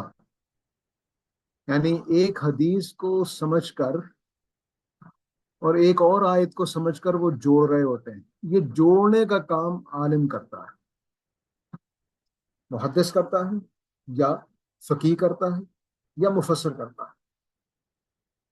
نبی کریم صلی اللہ علیہ وسلم آیتیں پڑھ کر تفسیر نہیں کرتے تھے، بالکل کوئی ثابت نہیں کہ آپ نے کہا ہو کہ بھائی دیکھو یہ آیت ہے، اس کا مطلب یہ ہے. ہرگز. تو آپ نے ایک فرمان جاری کر دیا اور ایک آیت موجود ہے قرآن مجید میں، علماء نے پڑھا اور اس کو جوڑ دیا کہ فلاں آیت کی تشریح میں نبی صلی اللہ علیہ وسلم نے یہ فرمایا. تو یہ کیا کام ہو رہا ہے؟ کوئی حدیث کس آیت کی تفسیر ہے، یہ عالم دین کا کام ہے، نبی کریم صلی اللہ علیہ وسلم کا کام نہیں. ٹھیک ہے. اب میں ایک مثال دیتا ہوں. ہم قرآن مجید کو حدیث پر حاکم مانتے ہیں. قرآن حاکم، قرآن اور حدیث کے ضمن میں صحیح سے صحیح حدیث پر بھی قرآن حاکم ہے. ہمارے یہاں اہل حدیث برادری بہت زیادہ ماشاءاللہ ہے، تو وہ ان کے درس قرآن کے حلقوں کا پوسٹر اس طرح سے ہوتا ہے: صحیح حدیث کی روشنی میں درس قرآن. یہ جملہ کفریہ ہے. قرآن کی روشنی میں صحیح حدیث کی تفسیر، یہ جملہ ایمان کے مطابق. تو کیوں انہوں نے کیا حدیث کو حاکم کیوں بنایا؟ کیونکہ اپنا مسلک. فقہا کو کیوں اہم بنایا کہ قرآن یا مفسرین کی روشنی میں ان کو سمجھا جائے گا، یعنی ابن عباس کی بات کی روشنی میں قرآن کو سمجھا جائے گا. کیوں؟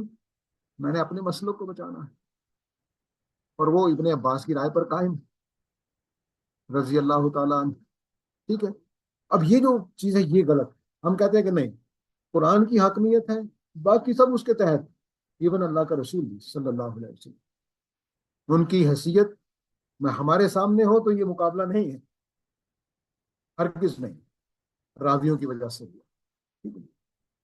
اب آئیے، مشہور مثال ہے. قرآن مجید کہتا ہے کہ ہر طرح کے زانی کو اور ہر طرح کی زانیہ اور زانی کو 100 کوڑے مارو. میں آتا جنگ 100 کوڑے. پوری امت متفق ہے، تمام عرب علماء متفق ہیں، تمام عرب عوام متفق ہے کہ زانیہ، اڈلٹری اور فورنیکیشن دونوں کے لیے ہوتا ہے، زانی بھی دونوں کے لیے ہوتا ہے. یعنی شادی شدہ ہو تب بھی وہ زانی ہے، غیر شادی شدہ ہو تب بھی وہ زانی ہے اگر وہ زنا کرتے ہو۔ ان دونوں میں کوئی فرق نہیں، یعنی عربی زبان کا لفظ زنا اور ان سے بننے والے دونوں ایڈجیکٹو زانی اور زانی، اس کا مطلب ہے دونوں طرح کا زنا کرنے والے، شادی شدہ ہو یا غیر شادی شدہ ہو۔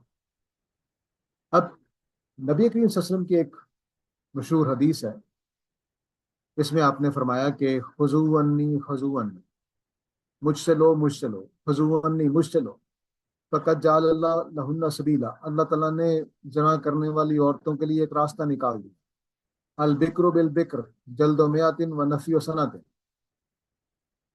جو کواری ہیں ان کے ساتھ کواریوں والا معاملہ کیا جائے گا، چنانچہ 100 کوڑے مارے جائیں گے اور 1 سال کی جلاوطنی، والسیب بالسیب، اور شادی شدہ جو ہے ان کا معاملہ شادی شدہ والا کیا جائے گا، ان کی سزا کیا ہے؟ جلد و میاتن، 100 کوڑے اور رجم۔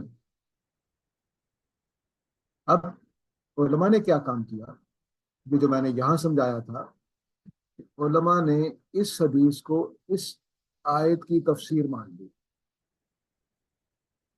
علماء نے اس حدیث کو سورہ نور کی آیت نمبر 2 کی تفسیر مان لی، اور انہوں نے کہا کہ نبی کریم صلی اللہ علیہ وسلم نے ان دونوں کی تخصیص کر دی۔ تخصیص کر دی کیا مطلب؟ کہ اس کا مطلب تو دونوں تھے، کوارے بھی اور شادی شدہ بھی، بیاہے بھی، تو نبی صلی اللہ علیہ وسلم نے کہہ دیا کہ نہیں، صرف کوارے میں تخصیص کر دی، یعنی ایک گروہ کے ساتھ خاص کر دی، اور شادی شدہ کے لیے رجم۔ حالانکہ یہ روایت کیا کہہ رہی تھی کہ کوارے کو بھی 2 سزائیں دینی ہیں، 100 کوڑے اور 1 سال کی جلا وطنی۔ یہ تو یہ سزا نہیں دے رہے، دھیان دے رہے ہیں نا؟ یعنی انہوں نے کہا کہ اس حدیث نے قرآن مجید کی اس آیت کی تخصیص کر دی ہے، اور بس جملہ بول دیا، لیکن دھیان نہیں دیا کہ یہ آیت کی تخصیص گروہوں میں نہیں کر رہی، کواروں کے لیے بھی اور شادی شدہ کے لیے بھی سزا تبدیل کر رہی ہے۔ قرآن کہہ رہا ہے کہ 100 کوڑے مارنے ہیں، نبی کریم سے فرما رہے نہیں 100 کوڑے بھی مارنے ہیں اور سال کی جلاوطنی بھی کرنی ہے۔ ٹھیک ہے، چلو شادی شدہ کے لیے تو الگ کیس ہو گیا، فرض کر لیجیے کہ ہم تخصیص کر دی، شادی شدہ کے لیے مان لیں، لیکن شادی شدہ کو بھی 2 سزائیں دی جا رہی ہیں، 100 کوڑے بھی مارنے ہیں اور رجم بھی کرنا ہے۔ تو کیا یہ اس آیت کی تفسیر بن گئی ہے؟ علماء نے کیا کام کیا، ایک حدیث کو غلط آیت کے تحت جوڑ دیا، کیونکہ قرآن کی حاکمیت نہیں تھی، حاکمیت روایت کی تھی۔ تفسیر معصور کو حاکمانہ تفسیر مان لیا گیا تھا، چنانچہ اس حدیث کو قرآن مجید پر حاکم بنایا گیا اور کہا گیا کہ زانیہ و زانی کا یہ جو قرآن میں بیان کیے اس کو منسوخ کر دیا گیا ہے اور اب یہ قانون چلے گا۔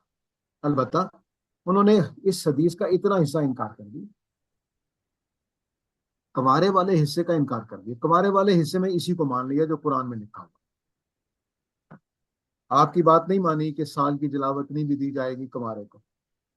یہاں کوارے کے لیے کیا سزا بیان ہوئی ہے؟ 2 سزائیں ہیں، 100 کوڑے مارے جائیں گے، 1 سال کے لیے جلاوطنی، اور شادی شدہ کے لیے کیا ہے؟ 100 کوڑے بھی ہیں اور رجم بھی۔ اس میں 100 کوڑے کا انکار کر دیا، صرف رجم کر دیا، اور اس میں بکر والی پوری بات ہی کا انکار کر دیا اور قرآن کی بات مان لی، کیونکہ ان کو یہ جرت نہیں ہو رہی تھی کہ قرآن بالکل ہی منسوخ کر دیا جائے۔ ٹھیک ہے، اب یہ کیا ہوا ہے؟ کیا نبی کریم صلی اللہ علیہ وسلم کہہ رہے ہیں کہ میں نے سورہ نور کی آیت نمبر 2 کے تحت ایسا کیا ہے؟ ہرگز نہیں کیا۔ تو ہم نے کیونکہ قرآن کو حاکم بنایا تھا، سوال پیدا ہو گیا کہ یہ کہاں سے آ رہا ہے۔ اب مولانا فراہی کیا کہتے ہیں؟ کہتے ہیں کہ الرجم تحت المائدہ، مائدہ کی آیت نمبر 33 کے تحت۔ بس انہوں نے اس حدیث کا انکار نہیں کیا، نہ مولانا فراہی نے کیا، نہ مولانا اصلاحی نے کیا، نہ غامدی صاحب نے کیا۔ انہوں نے کہا کہ یہ حدیث سورہ نور کی آیت نمبر 2 کی تفسیر نہیں ہے، سورہ مائدہ کی آیت نمبر 33 کی تفسیر۔ بس اتنا سا کام ہو گیا۔ کیونکہ ہم نے حاکم قرآن کو مانا ہے. ہم اس بات کو ماننے کو تیار نہیں ہوئے کہ قرآن مجید زانی اور زانیہ کا عمومی لفظ بولے اور اس سے مراد ہو جائے شادی شدہ اور کنوارا، اور قرآن مجید صرف 100 کوڑے کی سزا دے اور اس سے مراد ہو جائے 100 کوڑے اور جلا وطنی، اور اس سے مراد ہو جائے 100 کوڑے اور رجم. یہ نہیں مان سکتے. اور پھر بخاری کی روایت ہے کہ نبی کریم صلی اللہ علیہ وسلم کے زمانے میں ایک صاحب نے ایک لڑکی کے گلے سے سونے کا یا چاندی کا لاکٹ زبردستی چھینا، اور پھر وہ اس کو جانتی تھی.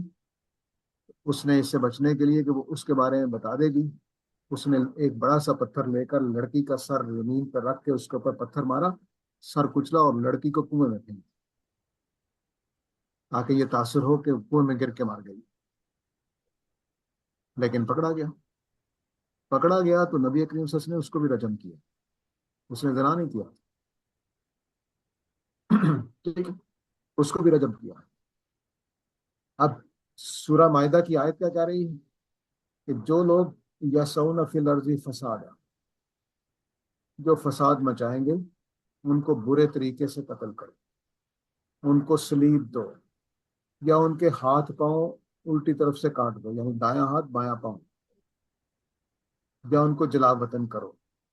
یہ جلا وطنی آپ کو اس آیت کی طرف نہیں لے جاتی، یہ رجم آپ کو اس تقتیل کی طرف نہیں لے جاتا، برے طریقے سے قتل کرو. تو مولانا فرائی نے ان چاروں باتوں کو سامنے رکھ کے 100 کوڑے نفی ثنا، 100 کوڑے رجم. تب نبی کریم صلی اللہ علیہ وسلم نے کیا فرمایا دراصل کہ جو فساد پیدا کریں کسی بھی نوعیت کا، لڑکی کا سر کچل کے ہار چھینے، یا گھر میں جا کر کسی عورت کے ساتھ ریپ والا زنا کریں، دونوں صورتوں میں کیا ہوگا؟ فساد فی الارض کی سزا ملے گی. تو یہ کنوارا یہ زانی نہیں ہے، یہ کنوارا اس آیت کے تحت آیا ہے کہ جس نے فساد فی الارض والا یعنی ریپ کیا ہے، زبردستی کا زنا کیا ہے، تو فرمایا کہ اس کو 100 کوڑے بھی مارے جائیں گے اور یہ والی جلا وطنی بھی دی جائے گی. اور جو شادی شدہ ہے کیونکہ اس کے پاس زنا کا جذبہ کم ہونا چاہیے، وہ اپنی ضرورت پوری کر چکا ہے شادی شدہ ہونے کی وجہ سے، اس لیے اور اس کے پاس موقع موجود بھی، اس کی بیوی موجود ہے، اس کو کیا کیا جائے گا؟ کیونکہ وہ شادی شدہ ہے، اس کو رعایت حاصل نہیں ہے، جو اس کو تقتیل کیا جائے گا اور 100 کوڑے بھی مارے جائیں، یعنی زنا کی سزا الگ سے دی جائے گی. جس آدمی نے ہار چھینا تھا اس کو 100 کوڑے نہیں مارے گئے، صرف رجم کر کے مارا گیا کیونکہ اس نے زنا نہیں کیا. ان کی سزا دوہری دی گئی، زنا کی سزا بھی دی گئی اور فساد فی الارض کی سزا بھی. یہ 5واں اصول کہ قرآن اور حدیث میں قرآن حاکم ہے، حدیث اس کی روشنی میں سمجھی جائے. اس طرح یہ دیکھیے آیت ہے، اس میں اللہ تعالیٰ نے فرمایا کہ چور اور چورنی کے ہاتھ کاٹو. نبی کریم صلی اللہ علیہ وسلم تشریف لاتے ہیں اور کہتے ہیں کہ کسی کا ہاتھ نہیں کاٹا جائے گا اگر وہ درخت کے ساتھ لٹکا ہوا پھل توڑ لیتا ہے، یا پہاڑ میں چرتی بکری کو چرا لیتا ہے، یا وہ ایسی جگہ پہنچ جائے جہاں پر حفاظت نہیں ہے، وہاں سے کھلیان میں سے کچھ چیز لے لیتا ہے، اس کے ہاتھ نہیں کاٹے جائیں گے. اور جو کسی محفوظ جگہ پہ جا کر چوری کرے تو وہ بھی ایک ڈھال کے برابر جب اس کی قیمت ہو جائے گی تو تب اس کا ہاتھ کاٹا جائے گا. قرآن کہہ رہا ہے ہر چور اور چورنی کے ہاتھ کاٹو. نبی کریم صلی اللہ علیہ وسلم کیا کہہ رہے ہیں؟ ان کے نہیں کاٹنے. اب قرآن حاکم ہے، یہاں پر سوال پوچھا جائے گا جناب کیا ہوا؟ قرآن مجید نے الف لام لگا کر اس میں فائل بنا کر سارق اور سارقہ بولا ہے، چور کے ہاتھ کاٹنے کو کہا ہے، چوری کرنے والے کے نہیں. اگر چوری کرنے والے کی لفظ بولنا تو ہونا چاہیے من سارا کا، جو بھی چوری کرے اس کے ہاتھ کاٹ. چور کے ہاتھ کاٹ، یہ ایسی بات ہے کہ میں کہوں کہ ہر لکھنے والے کے ہاتھ کاٹ دو اور پھر کہوں کہ مصنف کے ہاتھ کاٹ دو. مصنف ہوتا ہے، رائٹر ہوتا ہے. ہم میں سے ہر ایک نے بہت کچھ لکھا ہے اسکول کالج کے زمانے میں، لکھ لکھ کے کاپیاں. میرا خیال ہے کہ میں نے اپنے اسکول کے زمانے میں جتنا لکھا اور کالج کے زمانے میں رامدی صاحب کی میزان سے 10 گنا زیادہ ہوگا. گرمی لیکن کی میں چھٹیوں رائٹر میں نہیں خاص طور پہ بنا. ہاں، لیکن میں رائٹر نہیں بنا. یہ رائٹر والا لفظ ہے، مصنف والا لفظ ہے. تو یہ وہ اب عربی زبان فیصلہ کر رہی ہے. اگلا اصول ہے ہمارا. کتاب ٹائم زیادہ تو نہیں ہو گیا ابھی؟ چاہیں تو روک لیں. دو جی اصول تھوڑا سا ٹائم اوپر ہو گیا، لیکن ہم اگر اگلے جو کچھ ہیں ان کو جلدی کر لیں، پھر کچھ سوالات بھی اگر دوستوں کے ہیں وہ بھی، ٹھیک ہے. یا ہم یہ بھی کر سکتے ہیں کہ اگر آپ مختصراً باقی اصول بتا دیں تو ہم میں مختصر بتا دیتا ہوں. ایک دو ایگزامپلس دیکھ لیں کہ کیسے جی فرق ہے دونوں. آپ نے ایگزامپلس تو بہت دے دی، لیکن قرآن پاک میں مثال کے طور پر سورہ فجر میرے ذہن میں تھی اس طرح. جی ٹھیک ہے. تو اب دین کی آخری کتاب، اس کا مطلب ہے کہ ساری باتیں نہیں بتائی جائیں گی. یہ موٹا اصول ہے. قرآن مجید دین کی آخری کتاب ہے، پہلی نہیں. پہلی میں ساری چیزوں کی ڈیٹیل ہوگی. مثلا نماز کا طریقہ نہیں بتایا گیا، زکوٰۃ کی شرح نہیں بتائی گئی، حج کا طریقہ نہیں بتایا گیا، کیونکہ یہ آخری کتاب ہے، پہلے سے دین چلا آ رہا ہے. اگلا اصول ہے کتاب انذار ہے، یعنی اس میں نبی کریم صلی اللہ علیہ وسلم نے لوگوں کو انذار کیا ہے، ان کے سوالوں کے جواب دیے ہیں. تو وہ سارا کچھ اس ریکارڈ پر آ گیا ہے. مثلا قرآن مجید میں غور کرنا پڑے گا کہ اللہ تعالیٰ نے کہا کہ تمہیں 4 مہینے کی مہلت ہے. کن کو کہا گیا ہے؟ کون سے 4 مہینے؟ یہ عہد نبوی کے 4 مہینے. بعد میں کوئی 4 مہینے ایسے نہیں پائے جاتے. تو نبی سم کے عہد کے ساتھ قرآن کو جوڑنا پڑتا ہے. نظم قرآن ہے. نظم قرآن جیسے ہم نے یہ مثال پہلے بھی آ چکی ہے. غسان احبا، مولانا فرائی نے نظم قرآن سے اس کو ڈھونڈا ہے کہ غسان کا مطلب کیا ہونا چاہیے. ٹھیک ہے. تو یہ نظم قرآن ہے. یہ ہمارے سبا مسانی قرآن کے 7 سیکشن ہیں. وہ میزان میں آپ دیکھ سکتے ہیں، تدبر قرآن کے شروع میں دیکھ سکتے ہیں، اور ان کے یہ موضوعات ہیں. تو اس کے بعد سب مسانی کی میں نے مثال بھی دے دی ہے، لیکن آپ لوگ اپنے سوالات کے لیے حاضر ہوں. جی تو بالکل، اصل میں جزاک بنیادی اصول پہلے زیر بحث آ گئے تھے جو جی جی فیصلہ کن مسائل پیدا کرتے ہیں. جی بہت شکریہ زاہد صاحب. مجھے اس میں ساتھیوں کی بھی آپ کا بہت شکریہ کہ آپ نے ٹائم دیا اتنا.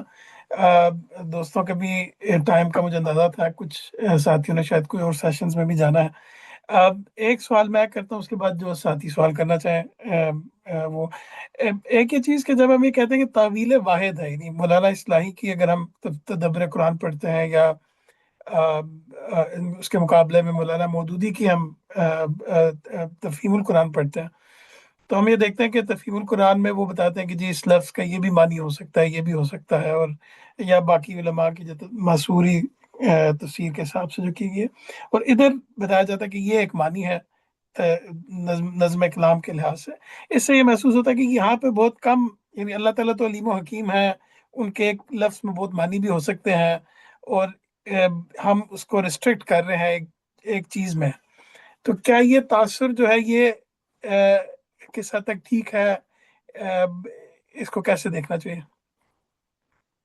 اصل میں جیسے ہم نے یہ مثال دی، گولی کے کتنے مطلب ہیں؟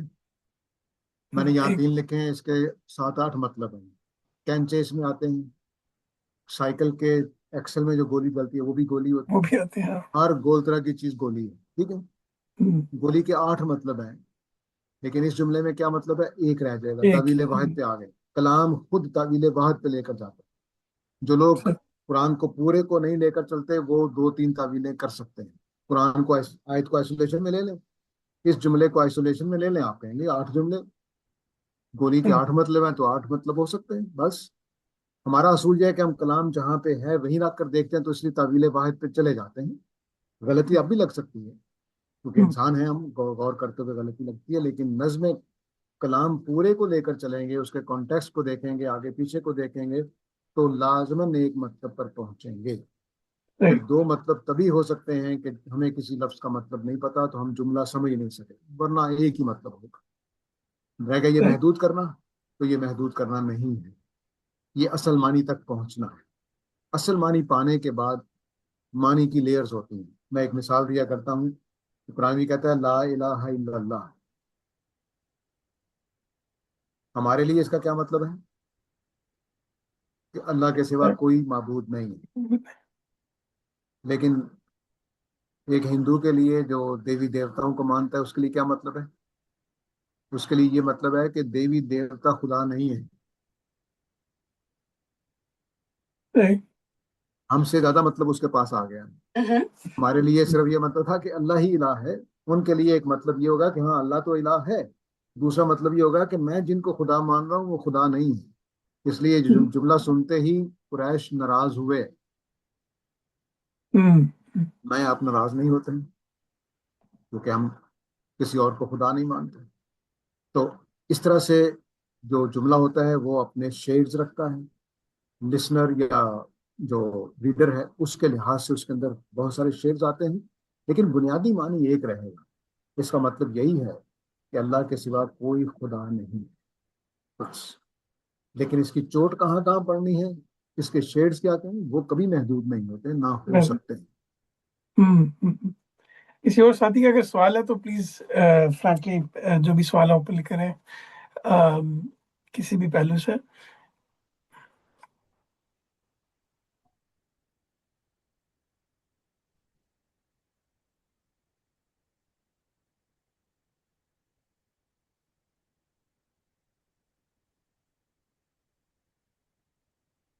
جب تک اگر کوئی اور ساتھی سوال اگر کرنا چاہیں گے تو میں اتنے میں میرے ذہن میں ایک دو اور سوال بھی تھے کہ جیسے مثال کے طور پہ جو سورہ الفجر ہے،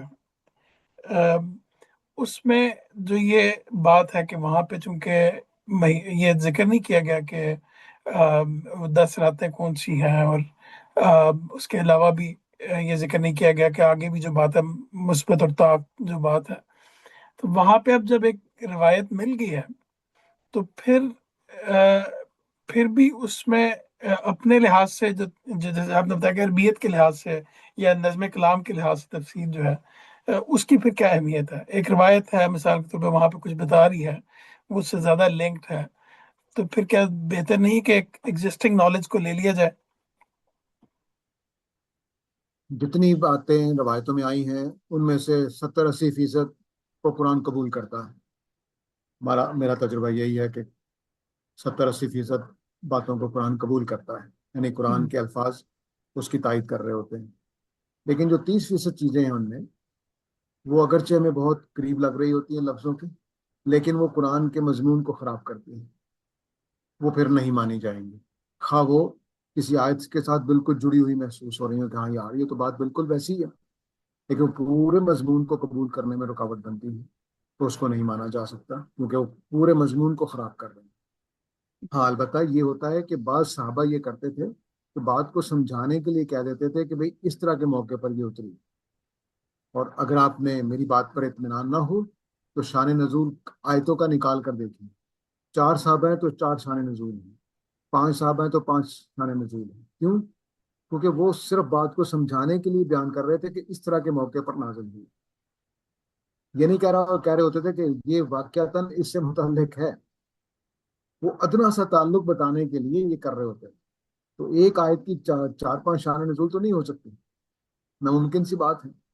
اس لیے وہ پھر یہی بات سامنے آتی ہے کہ وہ بات کو سمجھانے کے لیے انہوں نے مثال دی، بعد کے لوگوں نے اس کو شان نزول قرار دیا، بہت یعنی اس ساری کا جگہوں پر ایسا۔ یعنی اس کا مطلب یہ ہوا کہ نہیں، یہ بات اس موقع کے لیے بھی ٹھیک ہے، یعنی وہ یہ بتانا چاہ رہے تھے کہ نہیں اس طرح کے مواقع کے لیے بھی یہ بات فٹ بیٹھتی ہے، آیت بیٹھتی ہے۔ بالکل ایسی۔ صحیح صحیح۔ اچھا، اس میں ایک دو اور چیزیں بھی ہیں، مثال کے طور پہ اب ہم انشاءاللہ سورہ متففین پڑھیں گے انشاءاللہ، متففین سوری، ہم انشاءاللہ پڑھیں گے۔ اس کی ایک مثال ہے، یہ سورہ والضحیٰ کی ایک مثال ہے۔ کیا ہم اس طرح معنی کو ایکسپینڈ کر سکتے ہیں، جیسے مثال فراہی مکتبہ فکر کے لحاظ سے، کہ جب یہ کہا جاتا ہے کہ جب ناپ تول کے معاملے میں گھاٹا دیتے ہیں یا اس میں کمی کرتے ہیں، تو میں ایک مثال دوں گا، والضحیٰ کی بھی مثال دوں گا، کہ اس کو ہم کہیں کہ دیکھیں ناپ تول تو صرف پروڈکٹس کے لحاظ سے ہے، اس کے علاوہ بھی ناپ تول میں کمی کرنے کی بیشتر صورتیں ہیں۔ مثال سے میں جاب پہ ہوں اور میں کچھ اور کام کر رہا ہوں، تو میرا کام تھا کہ میں کام پہ دھیان دیتا، میں فیس بک یوز نہ کرتا، تو یہ بھی ہے ایک۔ یہ مثال لے لیجیے۔ دوسری مثال سورہ والضحیٰ کی ہے، جس میں رسول اللہ صلی اللہ علیہ وسلم کو اللہ تعالیٰ نے مخاطب کر کے انہیں بتایا کہ تمہارے آپ کے حالات جو پہلے تھے اب وہ نہیں رہیں گے، اور جیسے ہم نے آپ کو یتیمی میں وہ جو ساری سورہ ہے اس کے لحاظ سے، تو کیا اس کو سورہ کو میں اپنے اوپر بھی لے سکتا ہوں کہ اللہ تعالیٰ مجھے بھی آگے حالات بہتر ہو جائیں گے؟ بہت سارے لوگ اس کو یوز کرتے ہیں کہ بھئی ابھی حالات اچھے نہیں، آگے حالات اچھے ہو جائیں گے۔ یہ دونوں مثالوں کو اگر رکھیں تو ہم اس طرح معنی کو ایکسپینڈ کر سکتے ہیں۔ بہت اچھا بات ہے۔ دیکھیے جو ویل للمطففین والی آیت ہے اس کو ہم جنرلائز کر سکتے ہیں۔ ہم، کیوں؟ کیونکہ اس کے اندر اخلاقی اصول بیان کیا گیا ہے جو دائمی ہے، ہم، کہ کم تول کرنے والوں کے لیے، ناپ تول میں کمی کرنے والوں کے لیے ہلاکت ہے۔ یہ اخلاقی اصول ہے جو دائمی ہے، اور وہاں پہ اللہ تعالیٰ نے ایک مثال کے طور پر اس کو لے لیا ہے۔ ہم، اور کچھ چیزیں ایسی ہیں جو رسالت کے ساتھ خاص ہیں، وہ دائمی اصول نہیں ہیں۔ ہم، مثلا قرآن بھی کہتا ہے کہ میرے رسول غالب رہیں گے، تو لوگوں نے اس کو علماء کے لیے بھی جنرلائز کر دیا، کیونکہ عالم دین بھی ایک طرح سے اللہ تعالیٰ کی رسالت کے مشن کو جو نبی کریم صلی اللہ علیہ وسلم کو دیا تو اسی کو آگے بڑھا رہے ہوتے ہیں۔ اس کو جنرلائز نہیں کیا جا سکتا۔ اب رہ گیا سورہ دوحہ کی آیت، تو ان مع العسر یسرا، ان مع العسر یسرا۔ اب دیکھیے کہ اس پہ ایک الف لام لگا ہوا ہے اور دوسرا الف لام کے بغیر۔ اس تنگی کے بعد ایک آسانی ہے، اس تنگی کے بعد ایک آسانی ہے۔ ہم، یہ جملے کا ترجمہ نہیں ہے کہ ہر تنگی کے ساتھ آسانی، یہ جملے کا مطلب نہیں ہے۔ ہم، یہ الف لام کے بغیر ہے، یہ الف لام۔ الف لام کا مطلب ہے اس، یعنی دس اور دیٹ، ٹھیک ہے؟ اس تنگی کے ساتھ ایک آسانی ہے۔ پھر فرمایا اللہ تعالیٰ فَإِنَّ مَعَ الْعُسْرِ يُسْرًا، پھر آگے فرمایا إِنَّ مَعَ الْعُسْرِ يُسْرًا، تاکید کے لیے کہ اس تنگی کے ساتھ ایک آسانی آ رہی ہے، بس۔ ہم، اب اس جملے کو ہم جنرلائز کریں، جملہ خود ہی بتا رہا ہے کہ اس تنگی کے ساتھ ایک آسانی ہے، تو آپ جیسے میں اور آپ باتیں کر رہے ہیں، یار کوئی بات نہیں ہے، آپ گھبرائیے نا، اس تنگی کے بعد آپ کے لیے ہم نے ایک اور راستہ نکال لیا ہے، ہم، بس۔ یہ جنرلائز نہیں ہوتی، تو جملہ اس کا اسٹرکچر بتائے گا کہ یہ جنرلائز ہونے والا ہے کہ نہیں ہونے والا۔ دائمی کوئی اصول ہے، مثال کے طور پر اپنے بیٹے کو ڈانٹ رہا ہوں، میں تمہارا باپ ہوں، بدتمیزی نہ کرو، یہ میں ہم، اپنے بیٹے کو ڈانٹ رہا ہوں، لیکن یہ ہر بیٹے کے لیے دائمی جملہ ہے ہم، کہ باپ کے آگے بدتمیزی نہیں کی جاتی۔ تو جو اخلاقی، تہذیبی یا اصولی باتیں ہوتی ہیں، وہ خاص ایک آدمی کو کہی جائیں، وہ جنرلائز ہوتی ہیں، ان کو کیا جا سکتا ہے، کرنا چاہیے۔ لیکن جو خاص کسی کے لیے جملہ بولا جا رہا ہو اور وہ دائمی اصول پر قائم نہ ہو، اس کو جنرلائز نہیں کیا جا سکتا۔ نہیں کیا صحیح۔ یہ میں اصول ہے۔ ساتھی کو دوبارہ نہیل نمیر بھائی بھی ہیں ساتھ بھائی، اگر کوئی سوال ہے اس قرآن کو سمجھنے کے پہلو سے، اور ایون یہاں اگر خاص طور پہ فلاحی مکتبہ فکر کے علاوہ بھی، یعنی اگر کوئی یعنی کسی نقطہ نظر کو آپ سمجھنا چاہیں یا کوئی سوال ہو تو کائنڈلی سوال کیجیے۔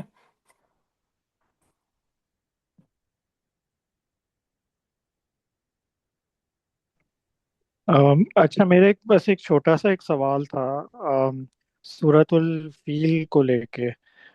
جو میری انڈرسٹینڈنگ ہے، آپ کریکٹ کر لیجیے گا اگر میں غلط ہوں اس میں، کہ صرف فرائی مکتب فکر ہے، انہوں نے جو ترجمہ کیا ہے سورہ فیل کا وہی تھوڑا سا مختلف کیا ہوا ہے، باقیوں نے شاید سملر ہی کیا ہے۔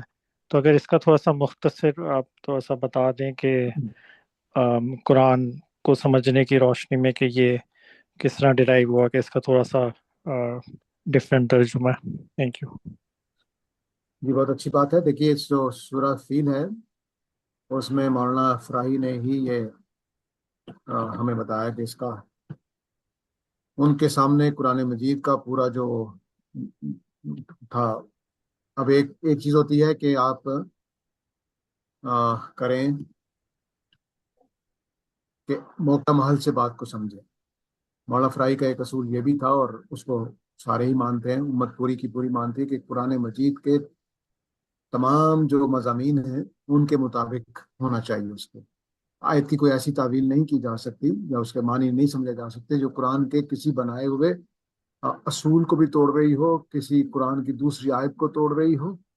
تو قرآن مجید نے مسلسل یہ اصول دیا ہے کہ جب تم خود کچھ کرو گے تب میں کروں گا، رسول کا ساتھ دو گے تو میں تمہیں غلبہ دوں گا، نہیں تو کام خراب ہو جائے گا۔ پورا قصہ سنایا ہے یہود کا کہ انہوں نے کہا تم اور تمہارا خدا جا کے لڑے، ہم نہیں جا رہے، تو ان کو صحرا میں سزا دی 40 سال کے لیے۔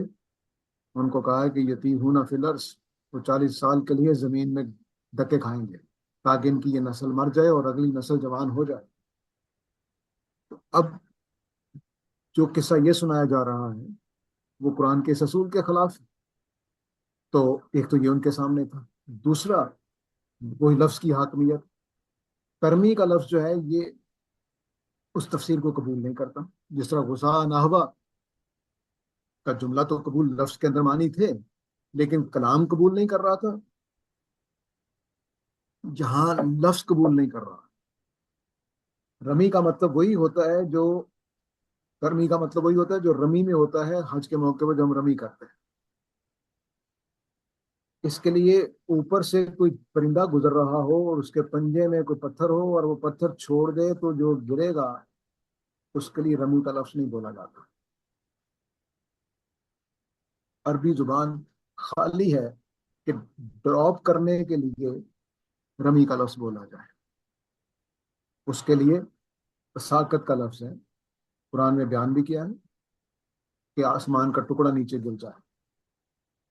تو اگر پرندے وہ کام کر رہے تھے تو پھر ہونا چاہیے تساکت کا لفظ کہ پرندے ان پر پتھر گرا رہے تھے۔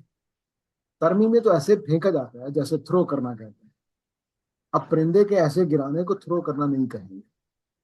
تو اگر لفظ تھرو کہیں لکھا ہو اور اس کی تفسیر کو یہ کر رہا ہو کہ وہ پنجے میں پکڑے ہوئے تھے اور گرا رہے تھے تو آپ کہیں گے کہ نہیں یار کچھ گڑبڑ لگ رہی ہے اس ترجمے میں، ٹھیک ہے۔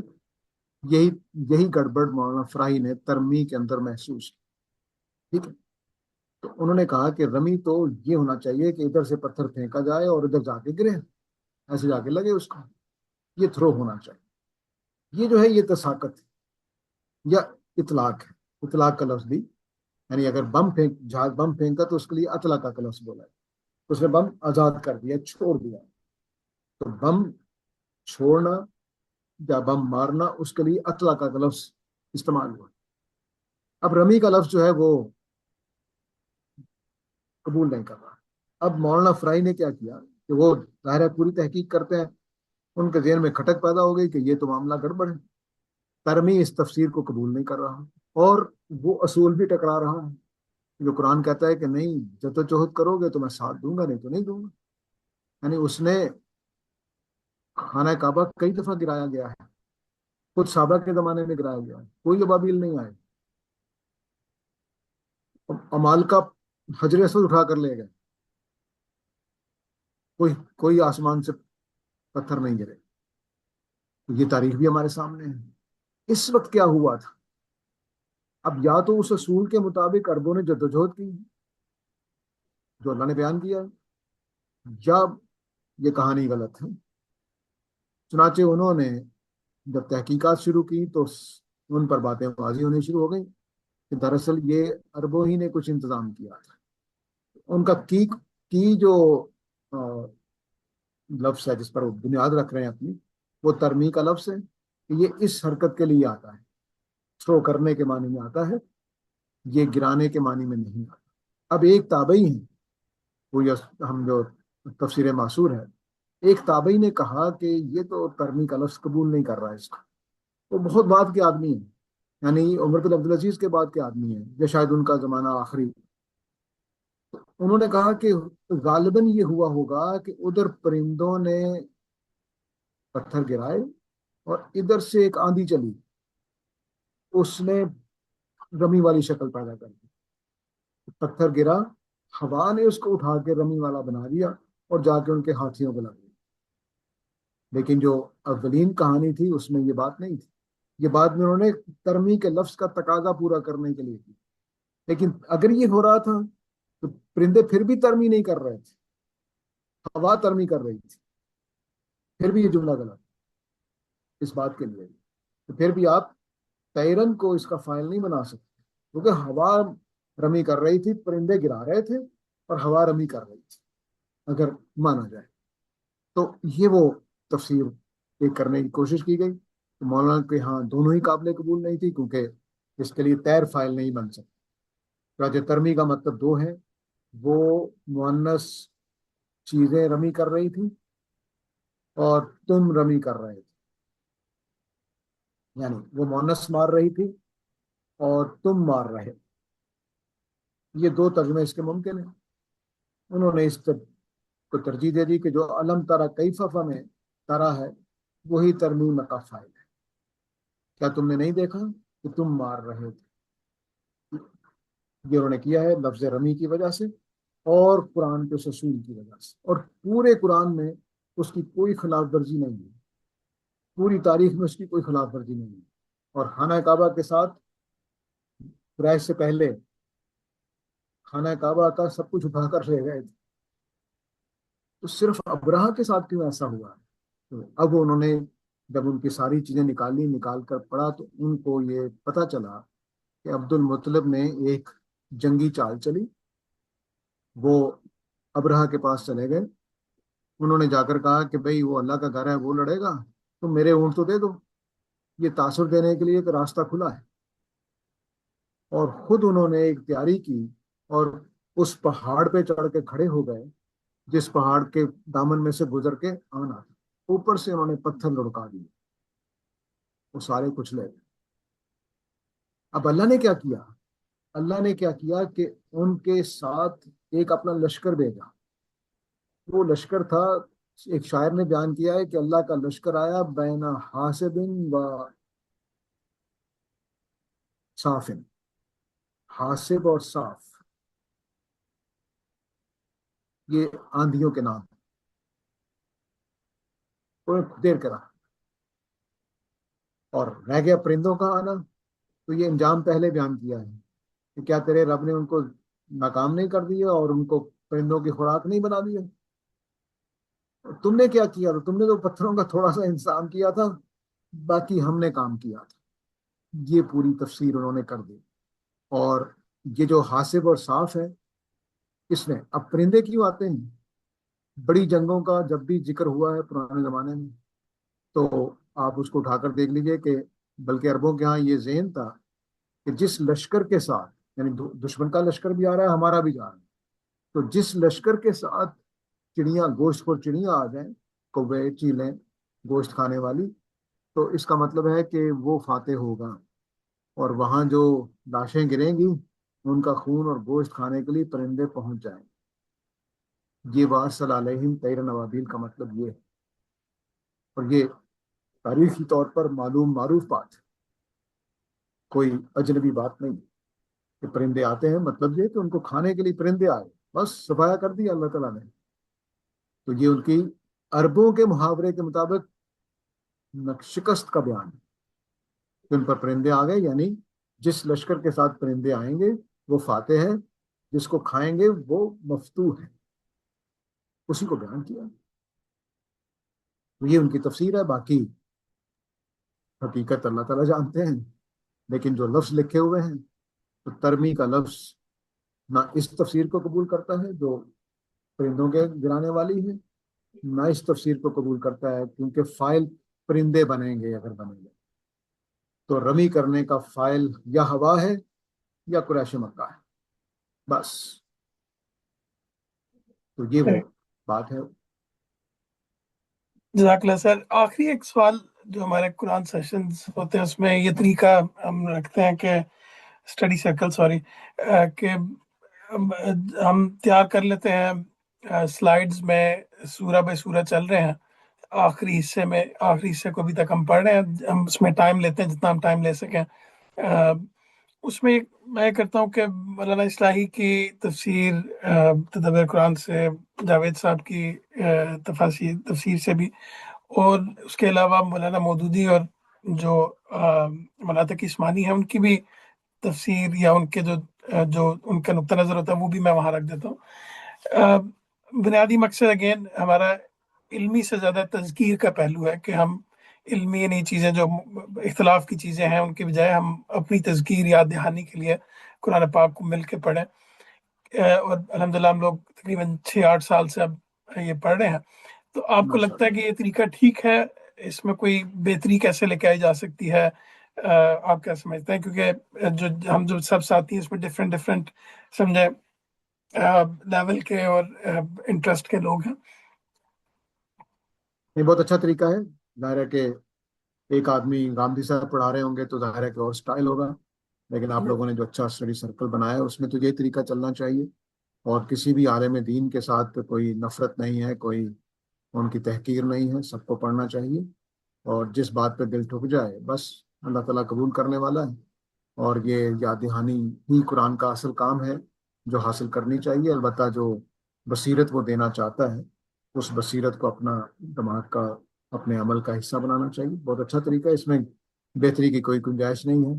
یہی سب سے اچھا طریقہ ہے، یہی محبت پیدا کرے گا، یہی قرآن کا فیضان پہنچائے گا انشاءاللہ. انشاءاللہ. تھینک یو سو مچ ساحد صاحب، آپ کو بھی بہت ٹائم لے لیا. جزاک اللہ اللہ خیر. آپ ہمیشہ ہماری گزارش پہ آ جاتے ہیں، ہم آپ کو تنگ کرتے ہیں اور آپ ہو جاتے ہیں. تو اللہ تعالیٰ آپ کو زندگی دے اور اللہ تعالیٰ آپ کے علم و عمل میں برکت دے. اگر نوہیل اور ساتھ بھی آپ کا کوئی سوال نہیں ہے تو ہم اجازت لیتے ہیں. تو ٹھیک ہے جی، پھر اللہ خیر کرے. اگر سوال نہیں ہے تو انشاءاللہ. جزاک اللہ خیر، بہت شکریہ اللہ ساحد خیر صاحب. سے رکھیے. اپنا خیال دعا میں رکھیے. یاد رکھیں. جی انشاءاللہ ضرور. السلام علیکم. اللہ حافظ. تھینک یو سعد بھائی. نوہیل آپ کا بھی شکریہ. انشاءاللہ پھر ملاقات ہوگی نیکسٹ ویک.